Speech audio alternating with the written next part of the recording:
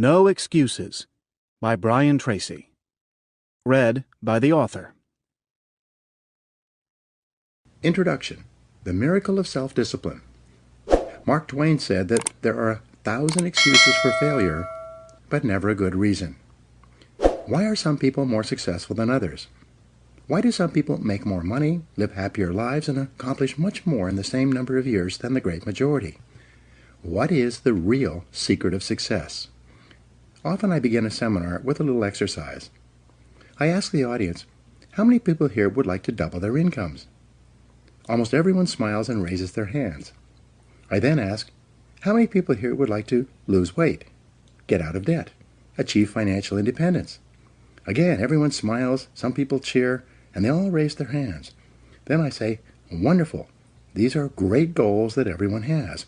We all want to make more money, spend more time with our families, be fit and trim, and achieve financial independence. Not only do we all want the same things, but we all know what we have to do to achieve them. And we all intend to do those things sometime.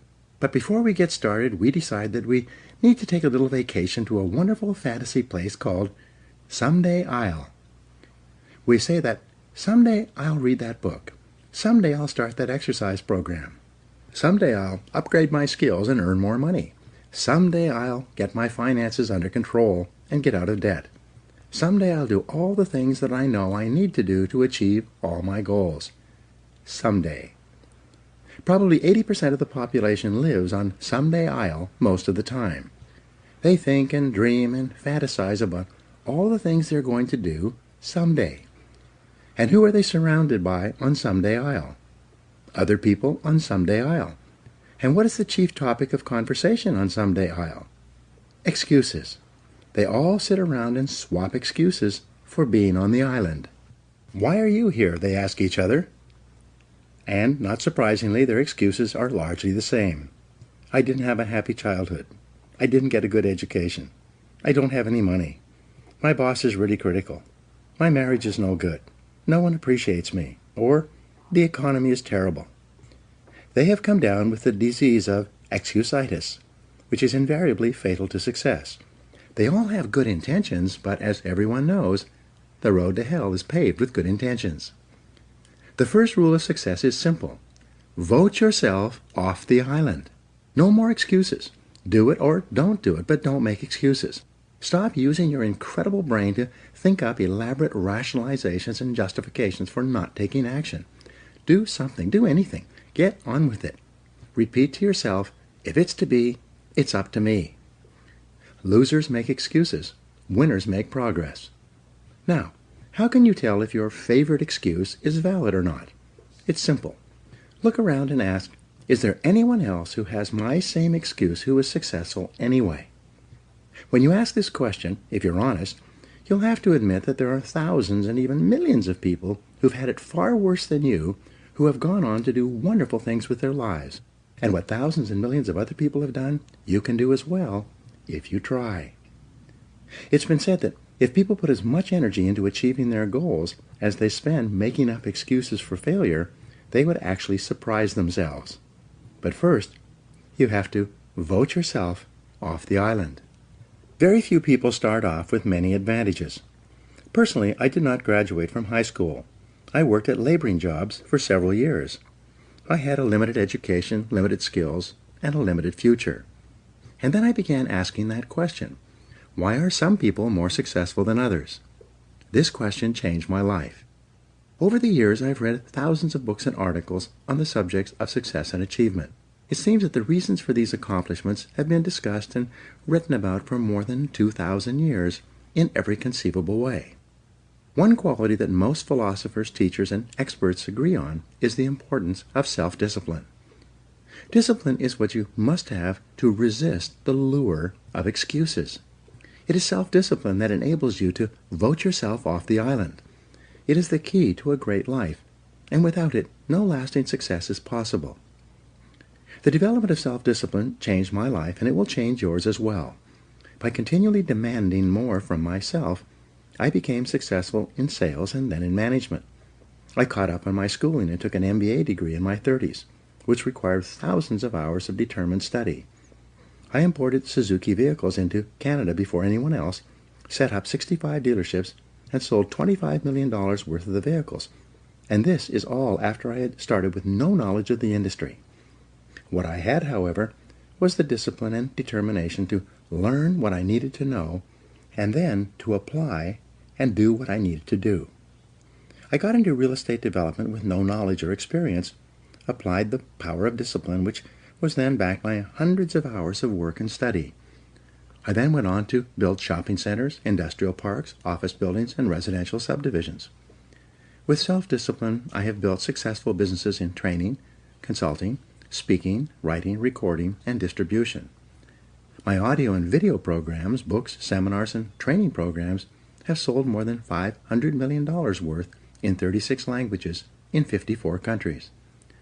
Over the years, I've consulted for more than 1,000 companies and trained more than 5 million people in live seminars and talks. In every case, the practice of self-discipline has been essential to my success. I discovered that you can achieve almost any goal you set for yourself if you have the discipline to pay the price, to do what you need to do, and to never give up. So who should read this book? This book is written for ambitious, determined men and women who want to achieve everything that is possible for them in life. It is written for people who are hungry to do more, to have more, and to be more than they ever have been before.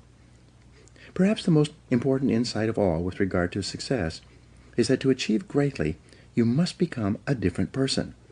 It is not the material things you accomplish or acquire that matter so much as it is the quality of the person that you must become to accomplish well above the average. The development of self-discipline is the high road that makes everything possible for you.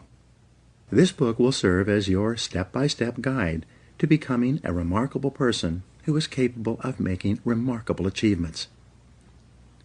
A chance encounter reveals the reason for success. Some years ago, I was attending a conference in Washington, D.C.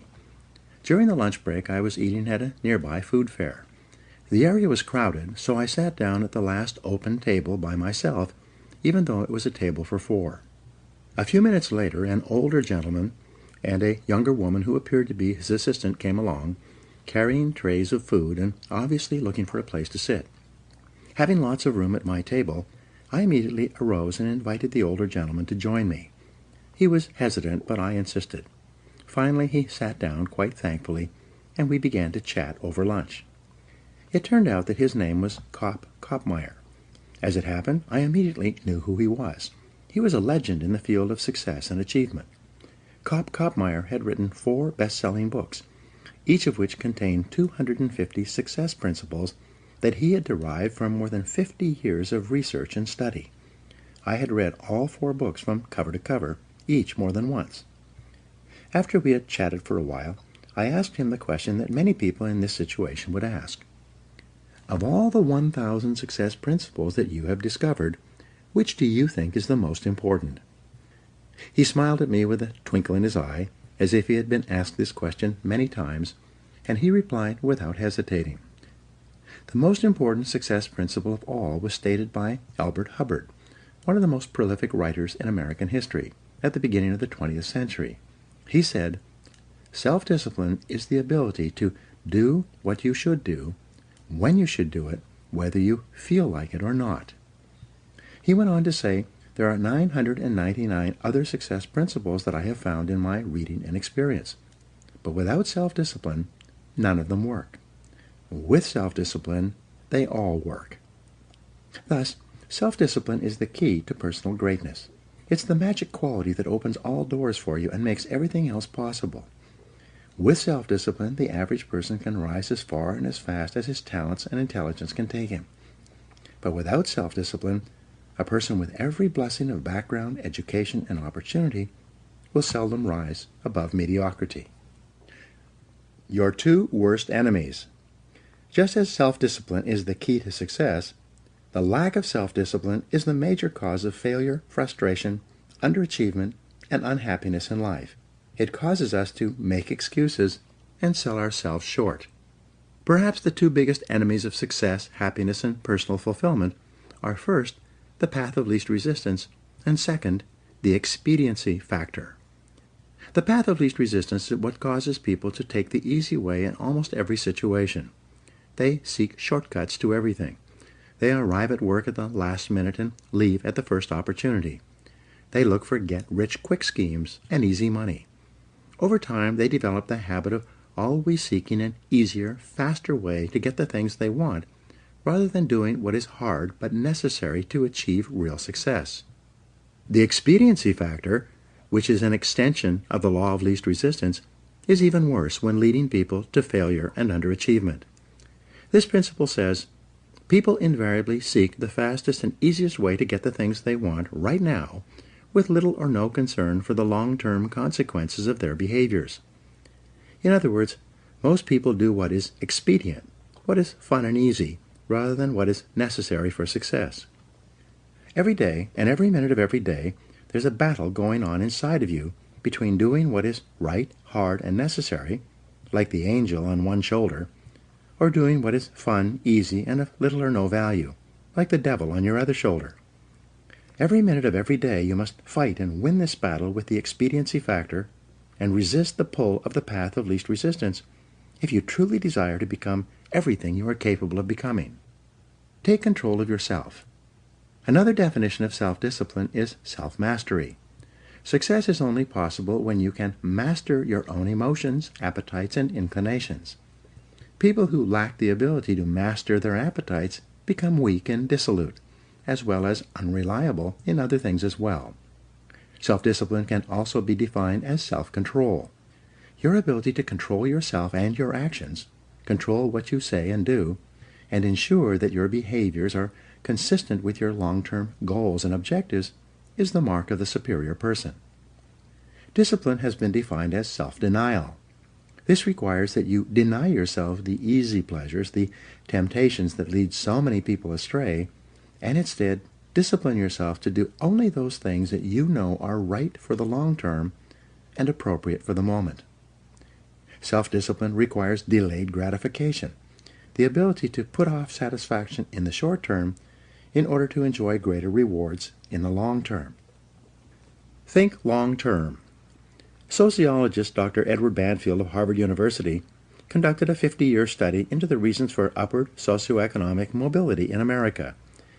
He concluded that the most important single attribute of people who achieved great success in life was long-time perspective. Banfield defined time perspective as the amount of time an individual takes into consideration when determining his present actions. In other words, the most successful people are long-term thinkers. They look into the future as far as they can to determine the kind of people they want to become and the goals they want to achieve.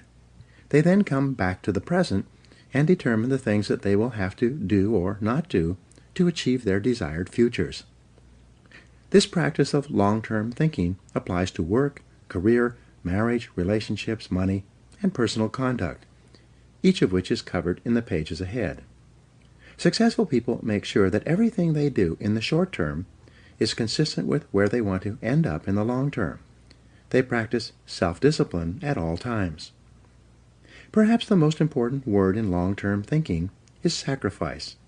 Superior people have the ability throughout their lives to make sacrifices in the short term, both large and small, so as to assure greater results and rewards in the long term. You see this willingness to sacrifice in people who spend many hours and even years preparing, studying, and upgrading their skills to make themselves more valuable so that they can have a better life in the future, rather than spending most of their time socializing and having fun in the present. Longfellow once wrote, "Those heights by great men won and kept were not achieved by sudden flight, but they, while their companions slept, were toiling upward in the night." Your ability to think, plan, and work hard in the short term, and to discipline yourself to do what is right and necessary before you do what is fun and easy, is the key to creating a wonderful life for yourself. Your ability to think long-term is a developed skill. As you get better at it, you become more able to predict with increasing accuracy what is likely to happen to you in the future as the result of your actions in the present. This is a quality of the superior thinker. Short-term gain can cause long-term pain. There are two laws that you fall victim to when you fail to practice self-discipline. The first is called the law of unintended consequences. This law states that the unintended consequences of an action can be far worse than the intended consequences of that behavior because of a lack of long-term thinking.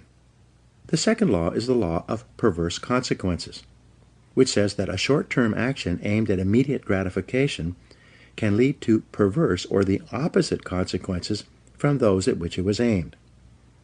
For example, you might make an investment of time, money, or emotion with the desire and intent to be better off and happier as a result.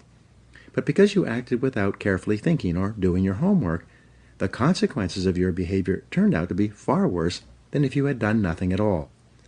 Every person has had this experience, and usually more than once. The common denominator of success.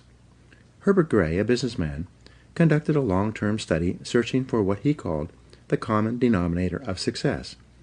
After 11 years, he finally concluded that the common denominator of success was that successful people make a habit of doing the things that unsuccessful people don't like to do. And what were these things? It turned out that the things that successful people don't like to do are the same things that failures don't like to do either. But successful people do them anyway because they know that this is the price they will have to pay if they want to enjoy greater success and rewards in the future. What Gray found was that successful people are more concerned with pleasing results, whereas failures were more concerned about pleasing methods. Successful, happy people were more concerned with the positive, long-term consequences of their behaviors, whereas unsuccessful people were more concerned with personal enjoyment and immediate gratification. Motivational speaker Dennis Waitley has said that the top people were those who were more concerned with activities that were goal-achieving, whereas average people were more concerned with activities that were tension-relieving. Dinner before dessert. The simplest rule in the practice of self-discipline is to eat dinner before dessert. In a meal, there is a logical order of dishes, and dessert comes last. First, you eat the main courses and clean your plate. Only then do you have dessert. There's a cute but misleading bumper sticker that says, "Life is short, eat dessert first." Just think about what would happen if you came home from work and instead of eating a healthy dinner, you ate a large piece of apple pie with ice cream. What kind of appetite for healthy, nutritious food would you have afterward? With all that sugar in your stomach, how would you feel? Would you feel re-energized and eager to do something productive? Or would you feel tired and sluggish and ready to write off the day as largely finished? You get the same result when you go for a drink or two after work and then come home and turn on the television. These are simply different forms of dessert that largely eliminate your ability to do anything useful for the rest of the evening. Perhaps the worst part of all is that whatever you do repeatedly soon becomes a habit, and a habit once formed is hard to break. The habit of taking the easy way, of doing what is fun and enjoyable, or eating dessert before dinner, becomes stronger and stronger, and it leads inevitably to personal weakness, underachievement, and failure. The habit of self-discipline. Fortunately, you can develop the habit of self-discipline. The regular practice of disciplining yourself to do what you should do, when you should do it, whether you feel like it or not, becomes stronger and stronger as you practice it. You simply refuse to make excuses. Bad habits are easy to form, but hard to live with. Good habits are hard to form, but easy to live with. And, as Goethe said, everything is hard before it's easy. It's hard to form the habits of self-discipline, self-mastery, and self-control, but once you've developed them, they become automatic and easy to practice. When the habits of self-discipline are firmly entrenched in your behavior, you start to feel uncomfortable when you're not behaving in a self-disciplined manner. The best news is that all habits are learnable. You can learn any habit you need to learn in order to become the kind of person that you want to become. You can become an excellent person by practicing self-discipline whenever it's called for. Every practice of self-discipline strengthens every other discipline. Unfortunately, every weakness in discipline weakens your other disciplines as well. To develop the habit of self-discipline, you first make a firm decision about how you will behave in a particular area of activity. You then refuse to allow exceptions until the habit of self-discipline in that area is firmly established. Each time you slip, as you will, you resolve once again to keep practicing self-discipline until it becomes easier for you to behave in a disciplined way than to behave in an undisciplined way. The big payoff. The payoff for developing high levels of self-discipline is extraordinary. There is a direct relationship between self-discipline and self-esteem. The more you practice self-mastery and self-control, the more you like and value yourself. The more you discipline yourself, the greater is your sense of self-respect and personal pride. The more you practice self-discipline, the better is your self-image. You see yourself and think about yourself in a more positive way. You feel happier and more powerful as a person. The development and maintenance of the habit of self-discipline is a lifelong task, an ongoing battle. It never ends. The temptation to follow the path of least resistance and the expediency factor lurk continually in the back of your mind. They are always waiting for an opportunity to pounce, to lead you astray into doing what is fun, easy, and unimportant, rather than what is hard, necessary, and life-enhancing. Napoleon Hill concluded his best-selling book of the same name by saying that self-discipline is the master key to riches. Self-discipline is the key to self-esteem, self-respect, and personal pride. The development of self-discipline is your guarantee that you will eventually overcome all your obstacles and create a wonderful life for yourself. The ability to practice self-discipline is the real reason why some people are more successful and happy than others. How this book is written. In the pages ahead, I will describe the 21 areas in life in which the practice of self-discipline is vital to fulfilling your full potential and achieving everything that is possible for you. This book is divided into 3 sections for greater ease of use. Part 1 is entitled Self-Discipline and Personal Success. In these 7 chapters, you will learn how to release more and more of your personal potential by practicing self-discipline in every area of your personal life, including setting goals, building character, accepting responsibility, developing courage, and backing everything you do with persistence and determination. In the 7 chapters of Part 2, you will learn how to achieve vastly more than ever before in the areas of business, sales, and personal finance. You learn why and how self-discipline is essential to becoming a leader in your field, to operating a business more profitably, to making more sales, investing more intelligently, and managing your time for maximum results. Finally, in the 7 chapters of Part 3, you will learn how to apply the miracle of self-discipline to your personal life. You will learn how to practice self-discipline in the areas of happiness, health, fitness, marriage, children, friendship, and the attainment of peace of mind. You will learn how to enhance the quality of your life and your relationships in every area. In each chapter, I will show you how you can incorporate higher levels of self-discipline and self-mastery into everything you do. In the pages ahead, you will learn how to take complete control over your own personal and professional development and how to become a stronger, happier, more self-confident person in every area of your life that is important to you. You will learn how to break old habits that may be holding you back and how to develop the habits of self-reliance, self-determination, and self-discipline that will enable you to set and achieve any goal. You'll learn how to take complete control over your mind, your emotions, and your future. When you master the power of self-discipline, you will become unstoppable, like a force of nature. You will never make excuses for not making progress. You will accomplish more in the next few months and years than most people accomplish in a lifetime.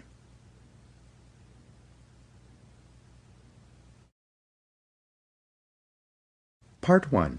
Self-Discipline and Personal Success. Your success in life depends more on the person you become than on the things you do or acquire. As Aristotle wrote, the ultimate end of life is the development of character. In these chapters, you will learn how to develop and use discipline in order to become an excellent person. You'll learn how to develop greater self-esteem, self-respect, and personal pride. You will learn the essential disciplines required for personal greatness and how to build them into your own character and personality. Chapter 1. Self-Discipline and Success. Plato wrote, "The first and best victory is to conquer self." Why do some people accomplish so much more in their personal and professional lives than others? This question has occupied some of the very best minds throughout human history. More than 2,300 years ago, Aristotle wrote that the ultimate aim of human life is to be happy. He said that the great question that each of us must answer is, how shall we live in order to be happy? Your ability to ask and answer that question correctly for yourself, and then to follow where your answer leads you, will largely determine whether you achieve your own happiness and how soon. Begin with your own personal definition. How do you define success? If you could wave a magic wand and make your life perfect in every way, what would it look like? Describe your ideal life. If your business, work, and career were ideal in every way, what would they look like? What would you be doing? What sort of a company would you work for? What position would you have? How much money would you earn? What kind of people would you work with, and especially, what would you need to do more or less of to create your perfect career? If your family life were perfect in every way, what would it look like? Where would you live, and how would you be living? What kind of a lifestyle would you have? What sort of things would you want to have and do with the members of your family? If you had no limitations, and you could wave a magic wand, in what ways would you change your family life today? If your health were perfect, how would you describe it? How would you feel? How much would you weigh? How would your levels of health and fitness be different from what they are today? Most of all, what steps could you take immediately to begin moving toward your ideal levels of health and energy? If your financial situation were ideal, how much would you have in the bank? How much would you be earning each month and each year from your investments? If you had enough money so that you never had to worry about finances again, how much would that be? And what steps could you take starting today to create your ideal financial life? Do your own thing. A popular definition of success is being able to live your life in your own way, doing only those things that you want to do, with the people who you choose in the situations you desire. In each case, when you begin to define what success means to you, you can immediately see things that you should be doing more of or less of in order to begin creating your ideal life. And the biggest thing that holds you back from moving in the direction of your dreams is usually a lack of self-discipline and your favorite excuses. It's not that you don't know what to do, but rather that you don't have the discipline to make yourself do what you should do, whether you feel like it or not. Join the top 20%. In our society, the top 20% of people earn 80% of the money and enjoy 80% of the riches and rewards. This Pareto principle has been proven over and over again since it was first formulated in 1895 by Vilfredo Pareto. Your first goal in your career should be to get into the top 20% in your chosen field. In the 21st century, there's a premium on knowledge and skill. The more knowledge you acquire and the greater skill that you apply, the more competent and valuable you become. As you get better at what you do, your income earning ability increases like compound interest. Unfortunately, the majority of people, the bottom 80%, make little or no effort to upgrade their skills. Most people, according to Jeffrey Colvin's 2009 book, Talent is Overrated, learn their jobs in the first year of their employment, and then they never get any better. It is only the top people in every field who are committed to continuous improvement. Because of this increasing disparity of productive ability, based on knowledge, skill, and hard work, the top 1% of people in America today control as much as 33% of the financial assets, starting with nothing. Interestingly, almost everyone starts out the same in life with little or nothing. Almost all fortunes in America and worldwide are first generation. This means that most individuals started with little or nothing and earn everything they own in their current lifetime. The wealthiest people in America are almost all first-generation multi-billionaires. This is the case with wealthy Americans such as Bill Gates, Warren Buffett, Larry Ellison, Michael Dell, and Paul Allen. Fully 80% of millionaires and multimillionaires started with little money, often penniless and sometimes deeply in debt, with few advantages, such as Sam Walton, who died worth more than $100 billion. Why have these people been able to achieve so much when so many have achieved so little? In their book, The Millionaire Next Door, Thomas Stanley and William Danko interviewed more than 500 millionaires and surveyed 11,000 more over a 25-year period. They asked them why they felt they had been able to achieve financial independence when most of the people around them who started at the same place were still struggling. Fully 85% of this new generation of millionaires replied by saying something like, "I didn't have a better education or more intelligence, but I was willing to work harder than anyone else." Hard work is the key. The indispensable requirement for hard work is self-discipline. Success is only possible when you can overcome the natural tendency to cut corners and take the easy way. Lasting success is only possible when you can discipline yourself to work hard for a long, long time. As I mentioned in the introduction, I started my own life with no money or advantages. For years, I worked at laboring jobs, at which I earned just enough to get from paycheck to paycheck. I stumbled into sales when I could no longer find a laboring job, where I spun my wheels for many months before I began asking that question: why is it that some people are more successful in selling than others? One day, a top salesman told me that the top 20% of salespeople earn 80% of the money. I had never heard that rule before. This meant that the bottom 80% of salespeople had to be satisfied with the remaining 20%, with what was left over after the top people had taken the lion's share. I decided then and there that I was going to be in the top 20%, and this decision changed my life. The great law. Then I learned the iron law of the universe, which made getting into the top 20% possible. It was the law of cause and effect, or sowing and reaping. This law says that for every effect there is a specific cause or series of causes. This law says that if you want to achieve success in any area, you must determine how success is achieved in that area, and then practice those skills and activities repeatedly until you achieve the same results. Here's the rule. If you do what other successful people do over and over again, nothing can stop you from eventually enjoying the same rewards that they do. But if you don't do what successful people do, nothing can help you. The law of sowing and reaping from the Old Testament is a variation of the law of cause and effect. It says that, "Whatsoever a man soweth, that also shall he reap." This law says that whatever you put in, you get out. It also says that whatever you are reaping today is a result of what you have sown in the past. So if you're not happy with your current crop, it's up to you starting today to plant a new crop, to begin doing more of those things that lead to success, and to stop engaging in those activities that lead nowhere. Success is predictable. Success is not an accident. Sadly, failure is not an accident either. You succeed when you do what other successful people do over and over until these behaviors become a habit. Likewise, you fail if you don't do what successful people do. In either case, nature is neutral. Nature does not take sides. Nature doesn't care. What happens to you is simply a matter of law, the law of cause and effect. You can look at yourself as a machine with a default mechanism.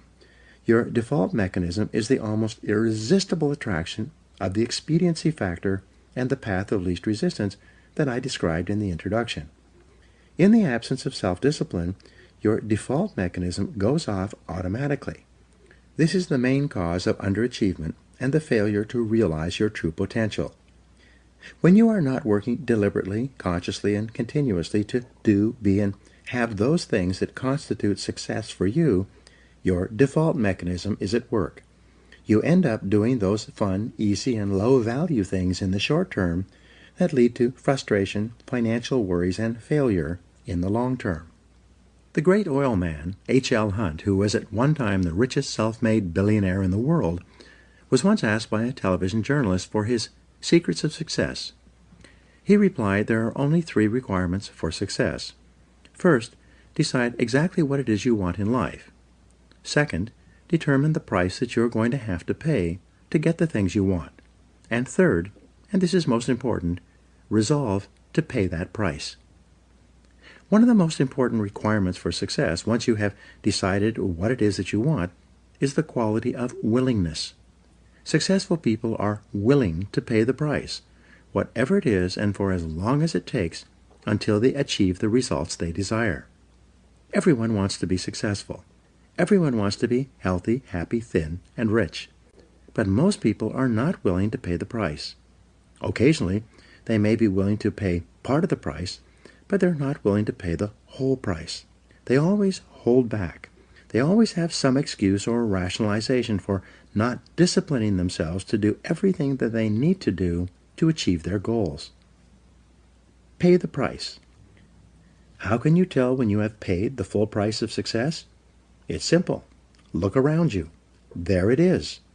You can always tell how much of the price of success you have paid by looking at your current lifestyle and your bank account.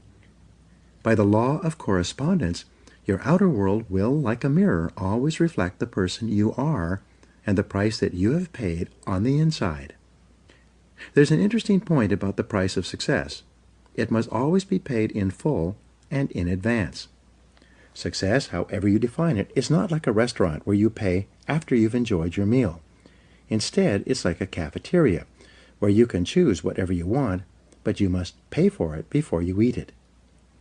Motivational speaker Zig Ziglar says, "The elevator to success is out of order, but the stairs are always open." Learn from the experts. Kopp Koppmeyer, who I mentioned in the introduction, also told me that the second most important success principle, after self-discipline, is that you must learn from the experts. He said you will never live long enough to learn it all for yourself. If you want to be successful, your first job is to learn what you need to learn in order to achieve the success you desire. Learn from the experts. Read their books. Listen to their audio programs. Attend their seminars. Write to them or approach them directly and ask for advice. Sometimes one idea is all you need to change the direction of your life. Let me give you an example of what I mean. Some years ago, I was referred by a friend to an excellent dentist. I learned later that he had a superb reputation. He was called the dentist's dentist. He was the dentist that the other dentists went to when they needed excellent dental work. He told me that he attended every major dental conference that he could. When he was there, he attended every session, listening to dentists from all over the country and all over the world discuss the latest breakthroughs in dental technology. One week, at great sacrifice in time and money, he attended an international dental conference in Hong Kong. At that conference, he sat in on a session given by a Japanese dentist who had discovered a new technology in cosmetic surgery that improved the appearance of teeth and enabled people to look handsome or beautiful indefinitely. He returned to San Diego and immediately began using the new technique in his practice. Soon, he became excellent in this area and developed a national reputation. Within a couple of years, people were coming to him from all over southwestern United States for this treatment. Because he had developed this expertise, he could raise his fees again and again. Eventually, he had made so much money that he was able to retire at the age of 55, financially independent and able to spend the rest of his life with his family, traveling and fulfilling his dreams. The point of this story is that by continually seeking out ideas and advice from other experts in his field, he came across a new technology that helped him become the leader in his field and saved him 10 years of hard work in order to achieve the same level of financial success. This could happen to you as well, but only if you become a lifelong student of your craft. Mental and physical fitness need to be ongoing. Achieving success is like achieving physical fitness. It is like bathing, brushing your teeth, and eating. It is something that you need to do continuously every day. Once you begin, you never stop until your life and career are over and you've achieved all the success you desire. Not long ago, I was giving a seminar in Seattle. Just before the break, I encouraged people to buy and listen to my audio programs on sales, time management, and personal success. At the break, several people came up to me to ask me questions about the seminar content. One salesman pushed his way forward and said loudly, "When you encourage people to buy your programs, you should tell them the whole truth." I asked, "How do you mean?" He went on to say, "You are not telling the whole truth about your programs. You should tell people that they only work for a certain period of time, and then they stop working." Again I asked him, "How do you mean?" He said, "Well, I came to your seminar about 5 years ago, and I was completely convinced by your presentation. I bought all your programs and began listening to them. I read every day in sales, and you were right. Over the next 3 years, I tripled my income and became the top seller in my company. But then, my income flattened out and has not increased at all over the last 2 years. The fact is that your materials stop working after a certain point." I then asked him in front of all these other people, "What happened to you 2 years ago when your income flattened out and stopped increasing?" He searched his memory, thought for a while, and said, "Well, I was selling so much that I was hired away by another company. Ever since I started my new job, my income has remained flat." I asked him, "What did you do differently in your new job in comparison with your previous job?" He started to answer, and then he stopped. A shocked look came over his face. Finally, he replied, "Oh my gosh, I stopped doing it. When I changed jobs, I stopped reading in sales. I stopped listening to audio programs. I stopped attending seminars. I stopped doing it." He walked away, shaking his head, muttering to himself, "I stopped doing it. I stopped doing it. I stopped doing it." Becoming an expert in your field, continually upgrading your skills, which I will talk about in Chapter 5, is like physical fitness. If you stop exercising for any period of time, you don't maintain your fitness at the same level. You begin to decline. Your body and your muscles become softer and weaker. You lose your strength, flexibility, and stamina. In order to maintain them, you must keep working at them every day, every week, and every month. Become all you can be. There's an even more important reason for you to practice the self-discipline that leads onward and upward to the great successes that are possible for you. The practice of self-discipline enables you to change your character, to become a stronger and better person. The exercise of self-discipline has a powerful effect on your mind and emotions, developing you into a different person from the one that you would have been without self-discipline. Imagine yourself in a chemistry lab. You mix a series of chemicals in a Petri dish and put it over a Bunsen burner. The Bunsen burner heats the chemicals to the point at which they crystallize and become hardened. But once you've crystallized these chemicals using intense heat, they cannot be transformed back into liquid form. In the same way, your personality begins like a liquid, soft, fluid, and formless. But as you apply the heat of self-discipline, as you exert yourself to do what is hard and necessary rather than what is fun and easy, your personality crystallizes and hardens at a higher level as well. The greatest benefit you enjoy from exerting self-discipline in the pursuit of your goals is that you become a different person. You become stronger and more resolute. You develop greater self-control and determination. You actually shape and strengthen your personality and transform yourself into a better person. The rule is that to become someone that you have never been before, you must do something that you have never done before. This means that to develop a superior character, you must exert ever higher levels of self-discipline and self-mastery on yourself. You must do the things that average people don't like to do. Another success principle is that to achieve something that you never achieved before, you must learn and practice qualities and skills that you've never had before. By practicing self-discipline, you become a new person. You become better, stronger, and more clearly defined. You develop higher levels of self-esteem, self-respect, and personal pride. You move yourself up the ladder of human evolution and become a person of higher character and resolve. Success is its own reward. The wonderful thing about the achievement of success is that every step in that direction is rewarding in itself. Each step you take toward becoming a better person and accomplishing more than you ever have before makes you feel happier, more confident, and more fulfilled. You've heard it said that nothing succeeds like success. What this means is that the greatest reward of success is not the money you make, but rather the excellent person you become in the process of striving toward success and exerting self-discipline every time it's required. In the next chapter, I will explain to you how you can become the truly excellent person you are capable of becoming. Now, Here are some action exercises. Take out a pen right now and write down your answers to the questions below. 1. If your work life and career were ideal, what would they look like?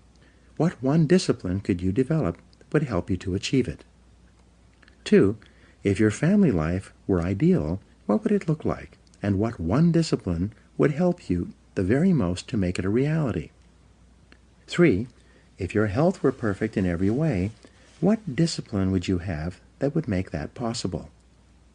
4. If your financial situation were ideal today, what one discipline would you have that would help you the most? 5. Why aren't you already as successful as you would like to be? And what one discipline would help you the most to achieve all your goals? 6. What one skill could you develop that would help you to realize more of your goals? And 7. If you could wave a magic wand and be completely disciplined in any one area, which one discipline would have the greatest positive impact on your life?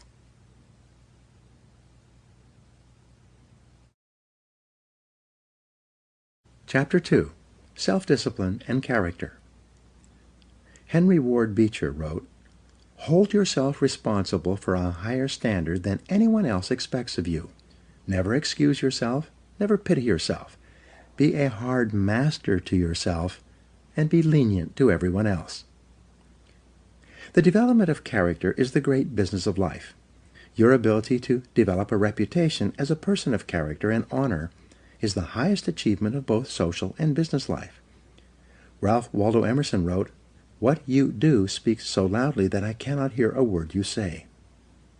The person you are today, your innermost character, is the sum total of all your choices and decisions in life up to this date. Each time you have chosen rightly and acted consistently with the very best that you know, you have strengthened your character and become a better person. The reverse is also true. Each time you have compromised, taken the easy way, or behaved in a manner inconsistent with what you knew to be right, you have weakened your character and softened your personality. The great virtues. There are a series of virtues or values that are usually possessed by a person of character. These are courage, compassion, generosity, temperance, persistence, and friendliness, among others. We'll talk about some of these in Part 3 of this book. Coming before all these values, however, is the most important one of all when determining the depth and strength of your character: integrity. It is your level of integrity, living in complete truth with yourself and others, that demonstrates more than anything else the quality of your character. In a way, integrity is actually the value that guarantees all the other values. When your level of integrity is higher, you are more honest with yourself and more likely to live consistently with all the other values that you admire and respect. However, it takes tremendous self-discipline to become a person of character. It takes considerable willpower to always do the right thing in every situation. And it takes both self-discipline and willpower to resist the temptation to cut corners, to take the easy way, or to act for short-term advantage. All of life is a test to see what you are really made of deep down inside. Wisdom can be developed in private through study and reflection, but character can only be developed in the give and take of daily life, when you are forced to choose and decide among alternatives and temptations. The test of character. It is only when you are under pressure, when you are forced to choose one way or another to either live consistently with a value or to compromise it, that you demonstrate your true character. Emerson also said, "Guard your integrity as a sacred thing. Nothing at last is sacred except the integrity of your own mind." You are a choosing organism. You are constantly making choices, one way or the other. Every choice you make is a statement about your true values and priorities. At each moment, you choose what is more important or of higher value to you over what is less important or of lesser value. The only bulwark against temptation, the path of least resistance, and the expediency factor is character. The only way you can develop your full character is by exerting your willpower in every situation when you are tempted to do what is easy and expedient rather than what is correct and necessary. the big payoff. The payoff for becoming a person of character, for exercising your willpower and self-discipline to live consistently with the very best that you know, is tremendous. When you choose the higher value over the lower, the more difficult over the easy, the right over the wrong, you feel good about yourself. Your self-esteem increases. You like and respect yourself more. You have a greater sense of personal pride. In addition to feeling excellent about yourself when you behave with character, you also earn the respect and esteem of all the people around you. They will look up to you and admire you. Doors will be opened for you. People will help you. You'll be paid more, promoted faster, and given even greater responsibilities. As you become a person of honor and character, opportunities will appear all around you. On the other hand, you can have all the intelligence, talent, and ability in the world, but if people do not trust you, you will never get ahead. People will not hire you, and if they do, they will de-hire you as soon as possible. Financial institutions will not lend you money. Because birds of a feather flock together, the only associates, never friends, you will ever have will be other people of questionable character. Furthermore, since the people you associate with have a major effect on your attitude and personality, you make or break your entire life with the quality of your character or the lack thereof. The development of character. Aristotle wrote, "All advancement in society begins with the development of the character of the young." This means that advancement in your life begins with the learning and practice of values. You learn values in one or all of three ways: instruction, study, and practice. Let's look at each of these more closely. Teach your children values. One of the chief roles of parenting is to teach children values. This requires patient instruction and explaining values to them over and over again as they are growing up. Once is never enough. The value and the importance of living by that value must be explained. Parents must not only give illustrations, but also contrast the adherence to a value, especially that of telling the truth, with its opposite, that of lying or telling half-truths. Children are very susceptible to the lessons they receive from the important people in their lives as they are growing up. They accept what you say as their parent as a fact, as absolute truth. They absorb what you say like a sponge. You write your description of values on their souls, which are like wet clay, so that what you write becomes a permanent part of the way they see the world and relate to life. More than anything else, as we'll see in Chapter 19, you demonstrate your values in your behavior. Your children watch you and strive to emulate the values that you not only teach and preach, but also practice. And they are always watching. The Rockefeller family children were famous for being taught financial values at an early age.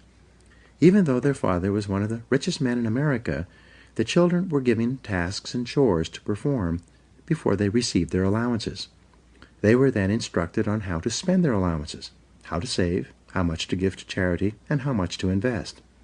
As a result, they grew up to become successful businessmen and statesmen, unlike children who had grown up in wealthy homes who were seldom disciplined in money matters. Study the values you admire. You learn values by studying them closely. The law of concentration says that whatever you dwell upon grows and increases in your life. What this means is that when you study and read stories about men and women who demonstrated the kind of values that you admire and respect, and then think about those stories and that behavior, those values sink ever deeper into your mind. Once these values are programmed into your subconscious, they create a propensity within you to behave consistently with those values when the situation requires them. For example, in military training, soldiers are continually told stories of courage, obedience, discipline, and the importance of supporting their fellow soldiers. The more they hear these stories, discuss them, and think about them, the more likely they are to behave consistently with these values when they are under the pressure of actual combat. The core value or virtue of character is truth. Whenever you tell the truth, however inconvenient it may be at the time, you feel better about yourself and you earn the respect of the people around you. One of the highest accolades you can pay another person is to say that he or she always tells the truth. Emulate the people you most admire. Much of your character is determined by the people you most admire, both living and dead. Who are they? Looking over your life and history, make a list of the people whom you most admire, and next to their names, write out the virtues or values that they most represent to you. If you could spend an afternoon with anyone, living or dead, what one person would you choose? Why would you choose that person? What would you talk about during your afternoon together? What questions would you ask, and what would you want to learn? Consider this as well. Why would that person want to spend an afternoon with you? What are the virtues and values that you have developed that make you a valuable and interesting person? What makes you special? Practice the values you respect. You develop values by practicing them whenever they are called for. As the Roman Stoic philosopher Epictetus said, "Circumstances do not make the man, they merely reveal him to himself." When a problem occurs, people tend to react automatically based on the highest values that they have developed up to that moment. We develop values by repetition, by behaving consistently with a particular value over and over again until it becomes a habit and locks in so that we come to practice it automatically. Men and women with highly developed characters behave in a manner consistent with their highest values, and they do so without thought or hesitation. There's no question in their minds about whether or not they are doing the right thing. The structure of personality. The psychology of character involves the three parts of your personality: your self-ideal, your self-image, and your self-esteem. Your self-ideal is that part of your mind composed of your values, virtues, ideals, goals, aspirations, and your idea of the very best person that you could possibly be. In other words, your self-ideal is composed of those values that you most admire in others and most aspire to possess in yourself. The most important part of your self-ideal is summarized in the word clarity. Superior people are those who are absolutely clear about who they are and what they believe. They have complete clarity about the values they believe in and what they stand for. They are not confused or indecisive. They are firm and resolute when it comes to any decision in which a value is involved. On the other hand, weak and irresolute people are fuzzy and unclear about their values. They have only a vague notion of what is right or wrong in any situation. As a result, they take the path of least resistance and act expediently. They do whatever seems to be the fastest and easiest thing to get what they want in the short term, giving little or no consideration or concern about the consequences of their acts. The evolution of character. In biology, life forms are categorized from the least to the most complex, from single-celled plankton all the way up to the increasingly complex spectrum of life to the human being. Similarly, human beings can be organized along a spectrum as well, from the least to the most developed. The lowest forms of humans are those with no values, virtues, or character. These people always act expediently and take the path of least resistance in their search for immediate gratification. At the highest levels of development of the human race, however, are those men and women of complete integrity, who would never compromise their honesty or their character for anything, including the threat of financial loss, pain, or even death. George Washington is famous for his honesty, which was demonstrated in the story in which he admitted that he had cut down the cherry tree. In the same vein, the founding fathers of the United States wrote that, "We hereby pledge our lives, our fortunes, and our sacred honor to the signing of the Declaration of Independence." In his book, Trust, The Social Virtues and the Creation of Prosperity, philosopher Francis Fukuyama observed that societies worldwide can be divided into two kinds: high trust and low trust.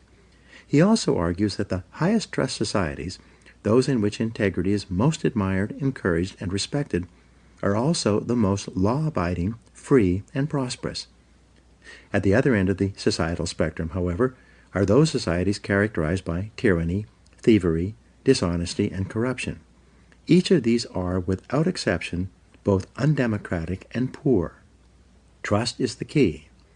Trust is the lubricant of human relationships. Where there is high trust among and between people, economic activity flourishes and there are opportunities for all. On the other hand, where there is low trust, economic resources are squandered in an attempt to protect against thievery and corruption, or those resources are not available at all. In the United States, we have the Constitution and Bill of Rights. These documents lay out the rules by which Americans agree to live. They create the structure of our government and guarantee our rights. But they assume that our elected representatives will be men and women of honor, committed to protecting and defending those rights. They attempt to assure that only men and women of character can thrive and prosper over the long term in our economic, political, and social system. They aim to assure that in most cases, only men and women of character can rise to high positions in society. Although our system is not perfect and people of questionable character occasionally rise to positions of prominence, it is seldom for very long. The basic demand of Americans for honesty and integrity eventually leads to the exposure and censure of dishonest people. The demand for men and women of character continues unabated. Your self-image, your inner mirror. The second part of your personality is your self-image. This is the way we see and think about ourselves, especially prior to any event of importance. People always tend to behave on the outside consistently with the way they see themselves on the inside. This is often called our inner mirror, into which we peer before we engage in any behavior. When you see yourself as calm, positive, truthful, and possessed of high character, you behave with greater strength and personal power. Other people respect you more. You feel in control of yourself and the situation. What's more, whenever you actually behave in a manner that is consistent with your highest values, your self-image improves. You see and think about yourself in a better light. You feel happier and more confident. Your behavior and outward performance then reflects this increasingly improving inner picture you have of yourself as the very best person you can possibly be. People tend to accept you at your own evaluation of yourself, at least initially. If you see and think of yourself as an excellent person who is possessed of high character, you will treat other people with courtesy, grace, and respect. In turn, they will likewise treat you as a person of honor and character. Your self-esteem, how much you like yourself. The third part of your personality is your self-esteem.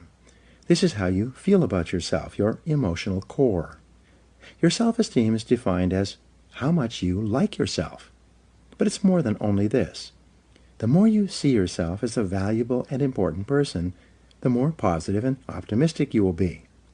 When you truly consider yourself to be important and valuable, you will treat other people as if they are important as well. Your self-esteem is largely determined by how consistent your self-image, which shapes your personal behavior, is with your self-ideal or your vision of the very best person you can possibly be. Whenever you act consistently with who you consider an excellent person to be, your self-image improves and your self-esteem increases. You like and respect yourself more. You feel happy about yourself and others. The more you like yourself, the more you like others, and the more they like you in return. By acting with character and in harmony with your highest values, you put your whole life, internally and externally, into an upward spiral. In every area of your life, things will get better and better for you. Your role models have a tremendous impact on shaping your character. The more you admire a person and his or her qualities, the more you strive, both consciously and unconsciously, to become like that person. This is why clarity is so important. Always behave consistently. Whenever you act in a way that is consistent with your values, you feel good about yourself. Whenever you compromise your values for any reason, you feel bad about yourself. This also means that when you compromise your values, your self-confidence and self-esteem go down. You feel uneasy and inferior, inadequate and uncomfortable. When you compromise your values, deep down inside you feel that something is fundamentally wrong. Almost all human problems can be solved by a return to your highest values and your innermost convictions. When you look back, there have probably been situations in your life when you have compromised your values in order to save an investment, keep a job, preserve a relationship, or maintain a friendship. In each case, you have felt worse and worse until you finally broke it off and walked away. And how did you feel when you finally had the strength of character to walk away? You felt wonderful. Whenever you use your willpower and strength of character to return to the values that are most dear to you, you are rewarded with a wonderful feeling of happiness and exhilaration. You feel energized and free. You wonder why you didn't make that decision a long time ago. Do the right thing. In the development of character that is based on self-discipline and willpower, long-term thinking is essential. The more you think about the long-term consequences of your behavior, the more likely it is that you will do the right thing in the short term. So when you have to make a choice or decision, always ask the magic question, what's important here? Practice the universal maxim of Immanuel Kant, the philosopher. He said, resolve to behave as though your every act were to become a universal law for all people. One of the great questions for the development of character is this: what kind of a world would this world be if everyone in it was just like me? Whenever you slip, whenever you do or say something that is inconsistent with your highest values, immediately get back on your horse. Say to yourself, this is not like me, and resolve that next time you'll do better. What you dwell upon grows. If you are in a situation today in which you are not living up to your highest values, make a decision this very minute to confront the situation and straighten it out. The minute you do, you will once again feel happy and back in control. There's an old Indian story. On my shoulders are two wolves. One is a black wolf, evil, who continually tempts me to do and say the wrong things. On my other shoulder is a white wolf that continually encourages me to live up to my very best. A listener asked the old man, which of these wolves has the greatest power over you? The old man replied, the one I feed. By the law of concentration, whatever you dwell upon grows and increases in your life. When you think and talk about the virtues and values that you most admire and respect, you therefore program those values deeper and deeper into your subconscious until they begin to operate automatically in every situation. Whenever you exercise your self-discipline and willpower to live your life consistently with those values that you most aspire to be known for, you begin to move rapidly along the path to becoming an excellent person. Now here are some action exercises for you. Take out a sheet of paper and write out your answers to these questions. 1. Name 3 people, living or dead, who you most admire, and describe one quality of each of them that you respect. 2. Determine the most important virtue or quality in your life that you strive the most to practice or emulate. 3. Identify those situations in which you feel the most confident, in which you feel like the very best person you could possibly be. 4. What situations give you your greatest feelings of self-esteem and personal worth? 5. If you are already an excellent person in every respect, how would you behave differently from today onward? 6. What one quality would you like people to think of when your name is mentioned, and what could you do to ensure this happens? 7. In what one area do you need to be more truthful and practice higher levels of integrity than you do today? Whatever your answers, write them down, and then begin to practice them.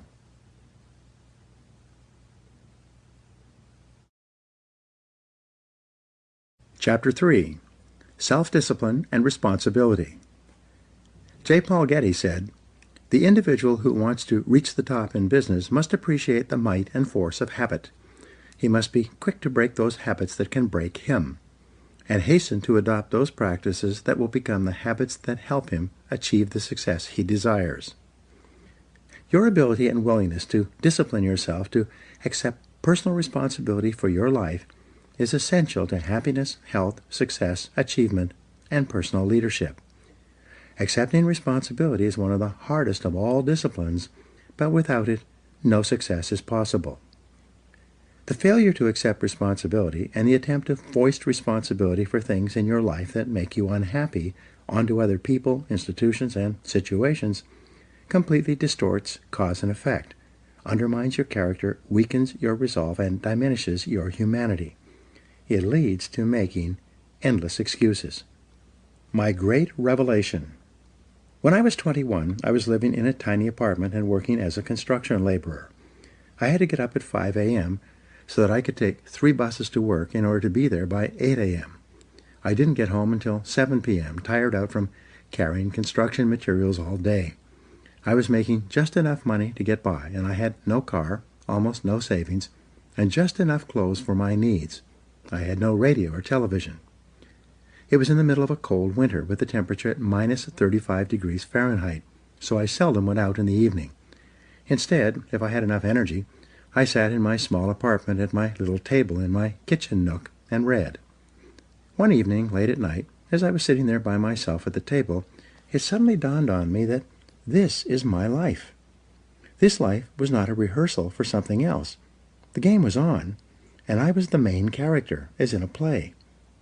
It was like a flashbulb going off in my face. I looked at myself and around me at my small apartment, and I considered the fact that I had not graduated from high school.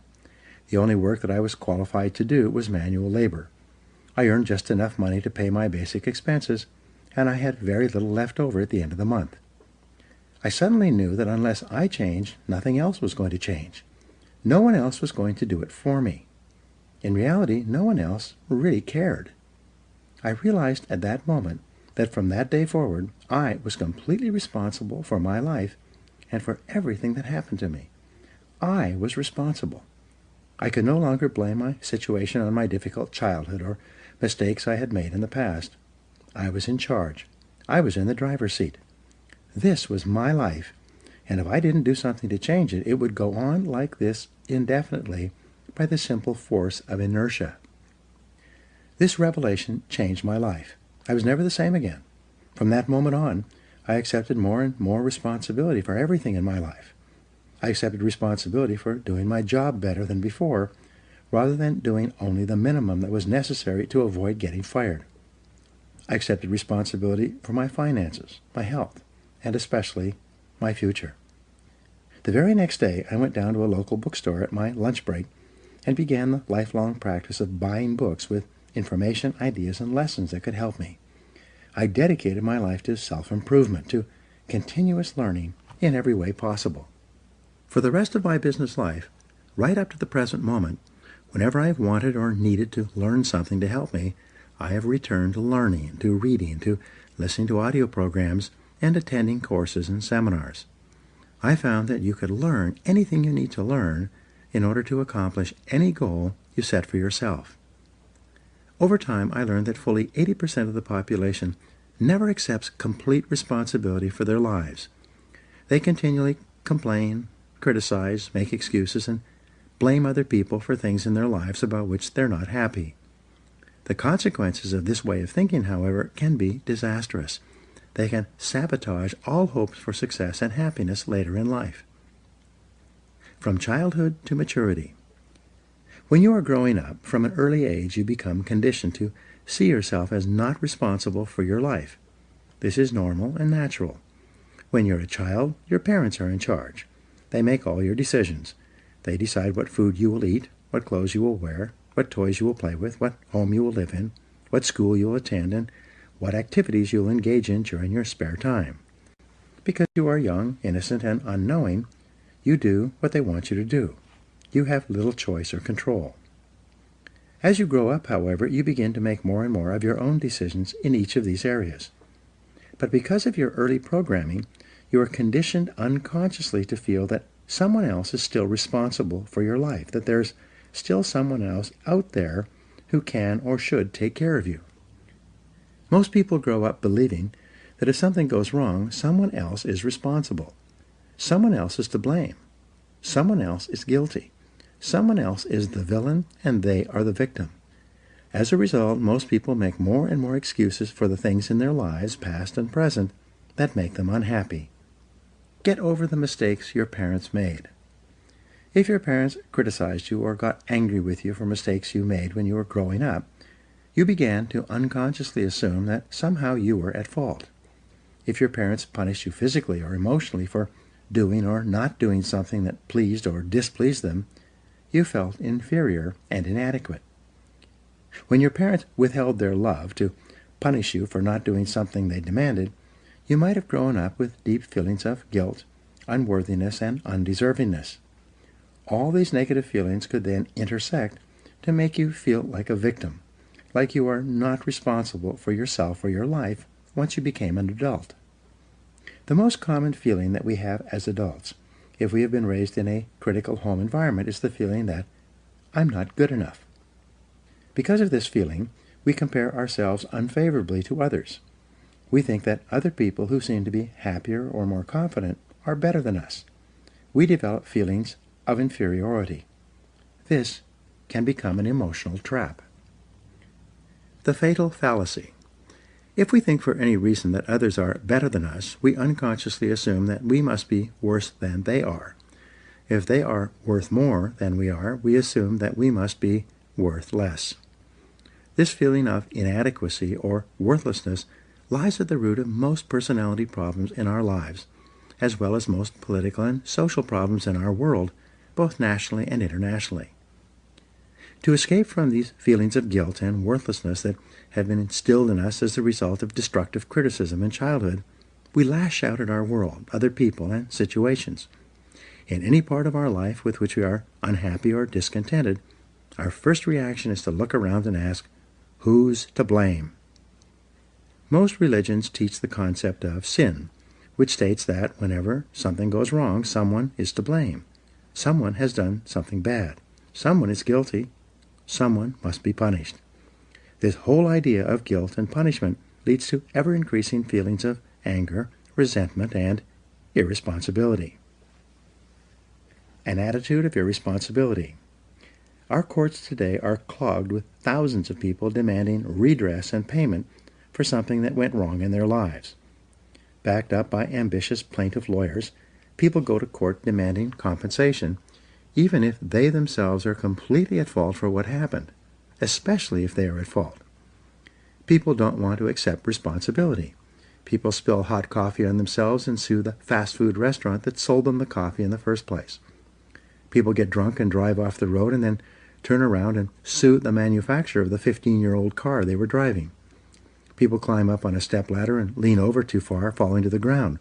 They then sue the ladder manufacturer for their injury. In each case, people are attempting to escape responsibility for their own behaviors by blaming someone else, making excuses, and then demanding compensation. Eliminating negative emotions. The common denominator of all people is the desire to be happy. In its simplest terms, happiness arises from the absence of negative emotions. Where there are no negative emotions, all that is left is positive emotions. Therefore, the elimination of negative emotions is your great business in life if you truly wish to be happy. There are dozens of negative emotions. Although the most common are guilt, resentment, envy, jealousy, fear, and hostility, they all ultimately boil down to a feeling of anger, directed either inward or outward.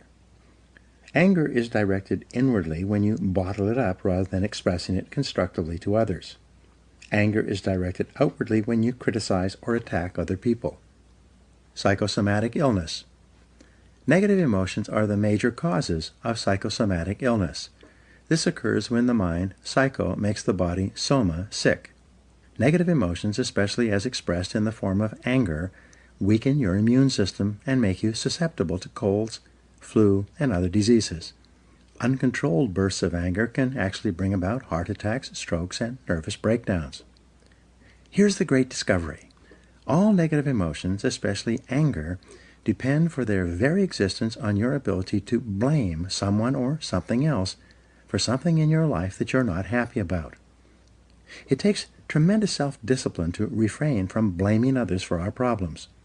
It takes enormous self-control to refuse to make excuses.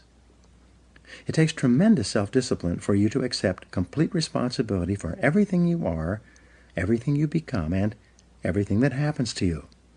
even if you are not directly responsible for something that happens, like Hurricane Katrina, you are responsible for your responses, for what you do and say from that moment forward. It takes tremendous self-mastery for you to take complete control of your conscious mind and deliberately choose to think positive, constructive thoughts that enhance your life and improve the quality of your relationships and results. But the payoff of this form of positive thinking is tremendous. Blaming is easy. By following the path of least resistance, the easiest and most mindless behavior of all is for a person to lash out and blame someone else anytime anything goes wrong for any reason. People who develop the habit of automatically blaming often become angry at things. Blaming inanimate objects when they do not function as expected is so silly that it almost becomes a mild form of insanity. People become angry at doors that stick. They swear at tools that they are using when they themselves make a mistake. They get mad when their car doesn't start. Even if it is an inanimate object, if it doesn't work perfectly, then the thing must be to blame. People will often kick a car that they are mad at or a box that they tripped over. The antidote to negative emotions. The fastest and most dependable way to eliminate negative emotions is to immediately say, I am responsible. Whenever something happens that triggers anger or a negative reaction of any kind, quickly neutralize the feelings of negativity by saying, I am responsible. The law of substitution says that you can substitute a positive thought for a negative one.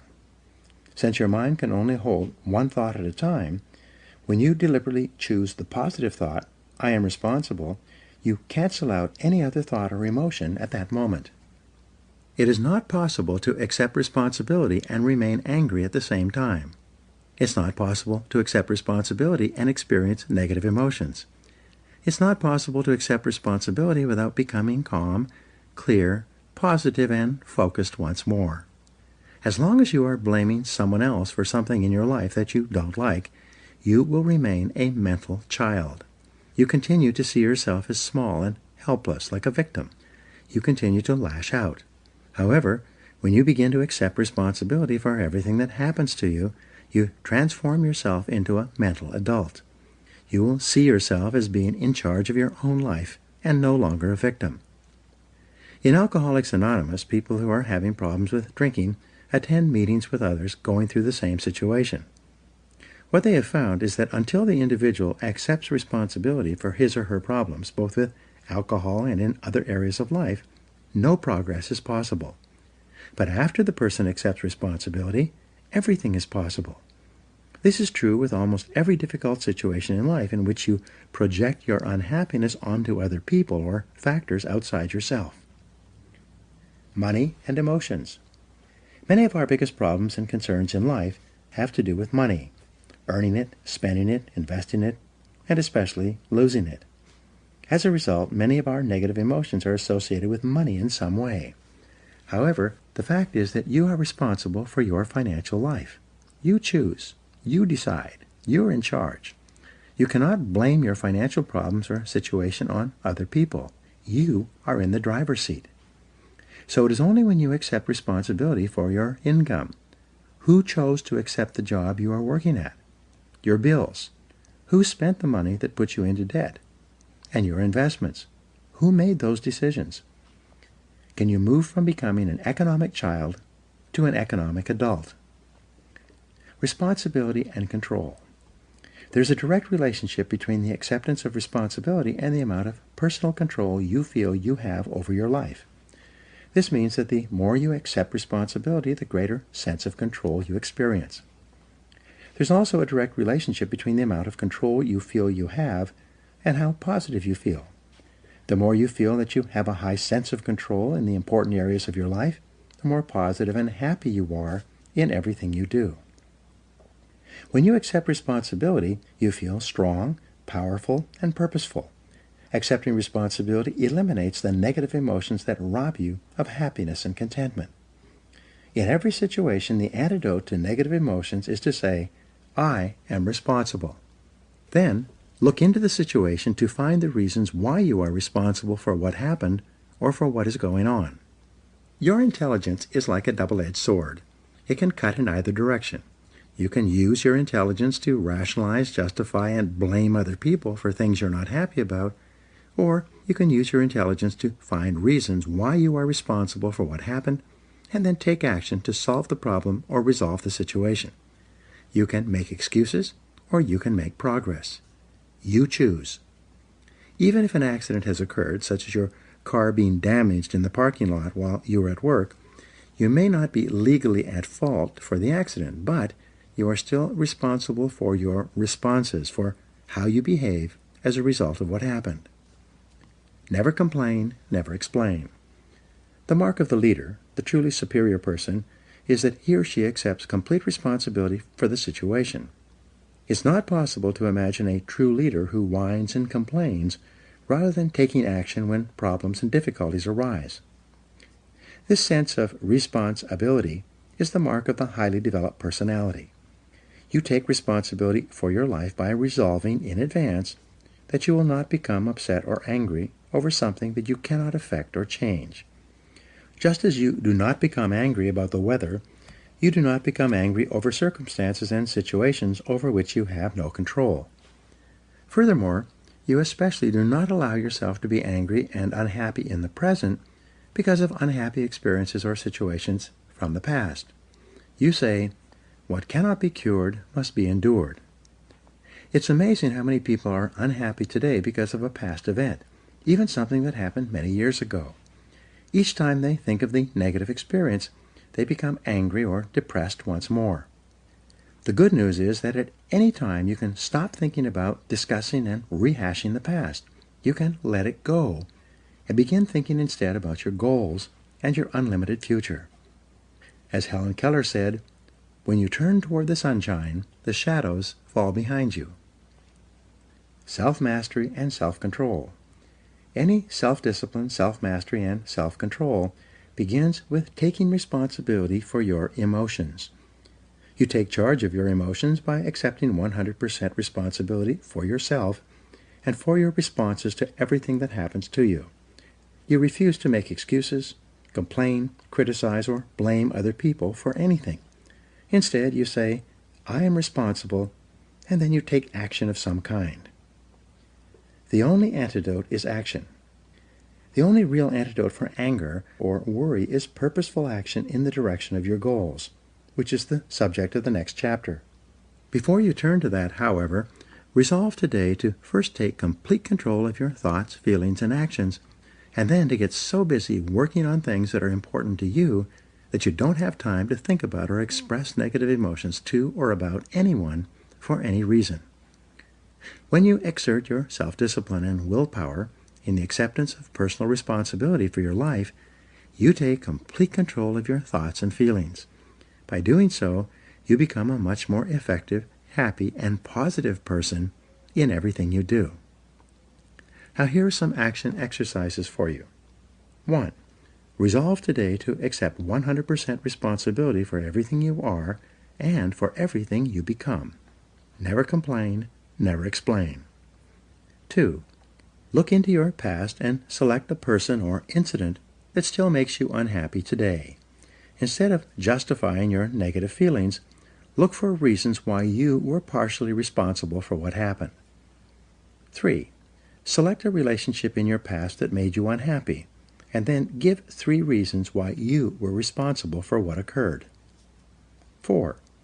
Select one person in your past with whom you are still angry, and resolve to forgive that person completely for what happened. This act will liberate you emotionally. 5. Accept complete responsibility for your financial situation, and refuse to blame any financial problems on anyone else. Now, what steps are you going to take to resolve that situation? 6.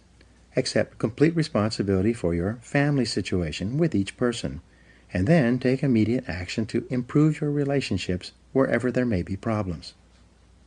And number 7, accept 100% responsibility for your health.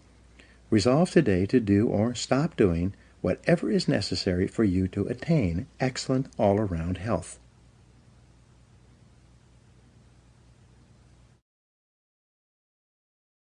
Chapter 4. Self-Discipline and Goals. Jim Rohn said, Discipline is the bridge between goals and accomplishment. Your ability to discipline yourself to set clear goals for yourself and then to work toward them every day will do more to guarantee your success than any other single factor. You need to have goals to accomplish worthwhile things in life. You've probably heard it said that you can't hit a target that you can't see.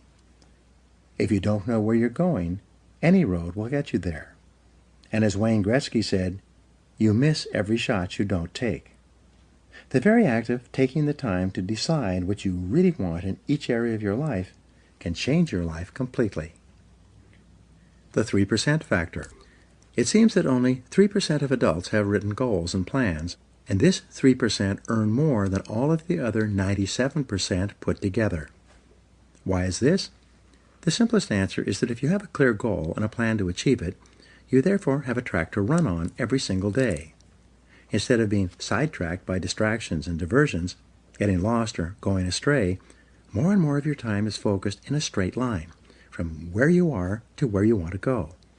This is why people with goals accomplish so much more than people without them.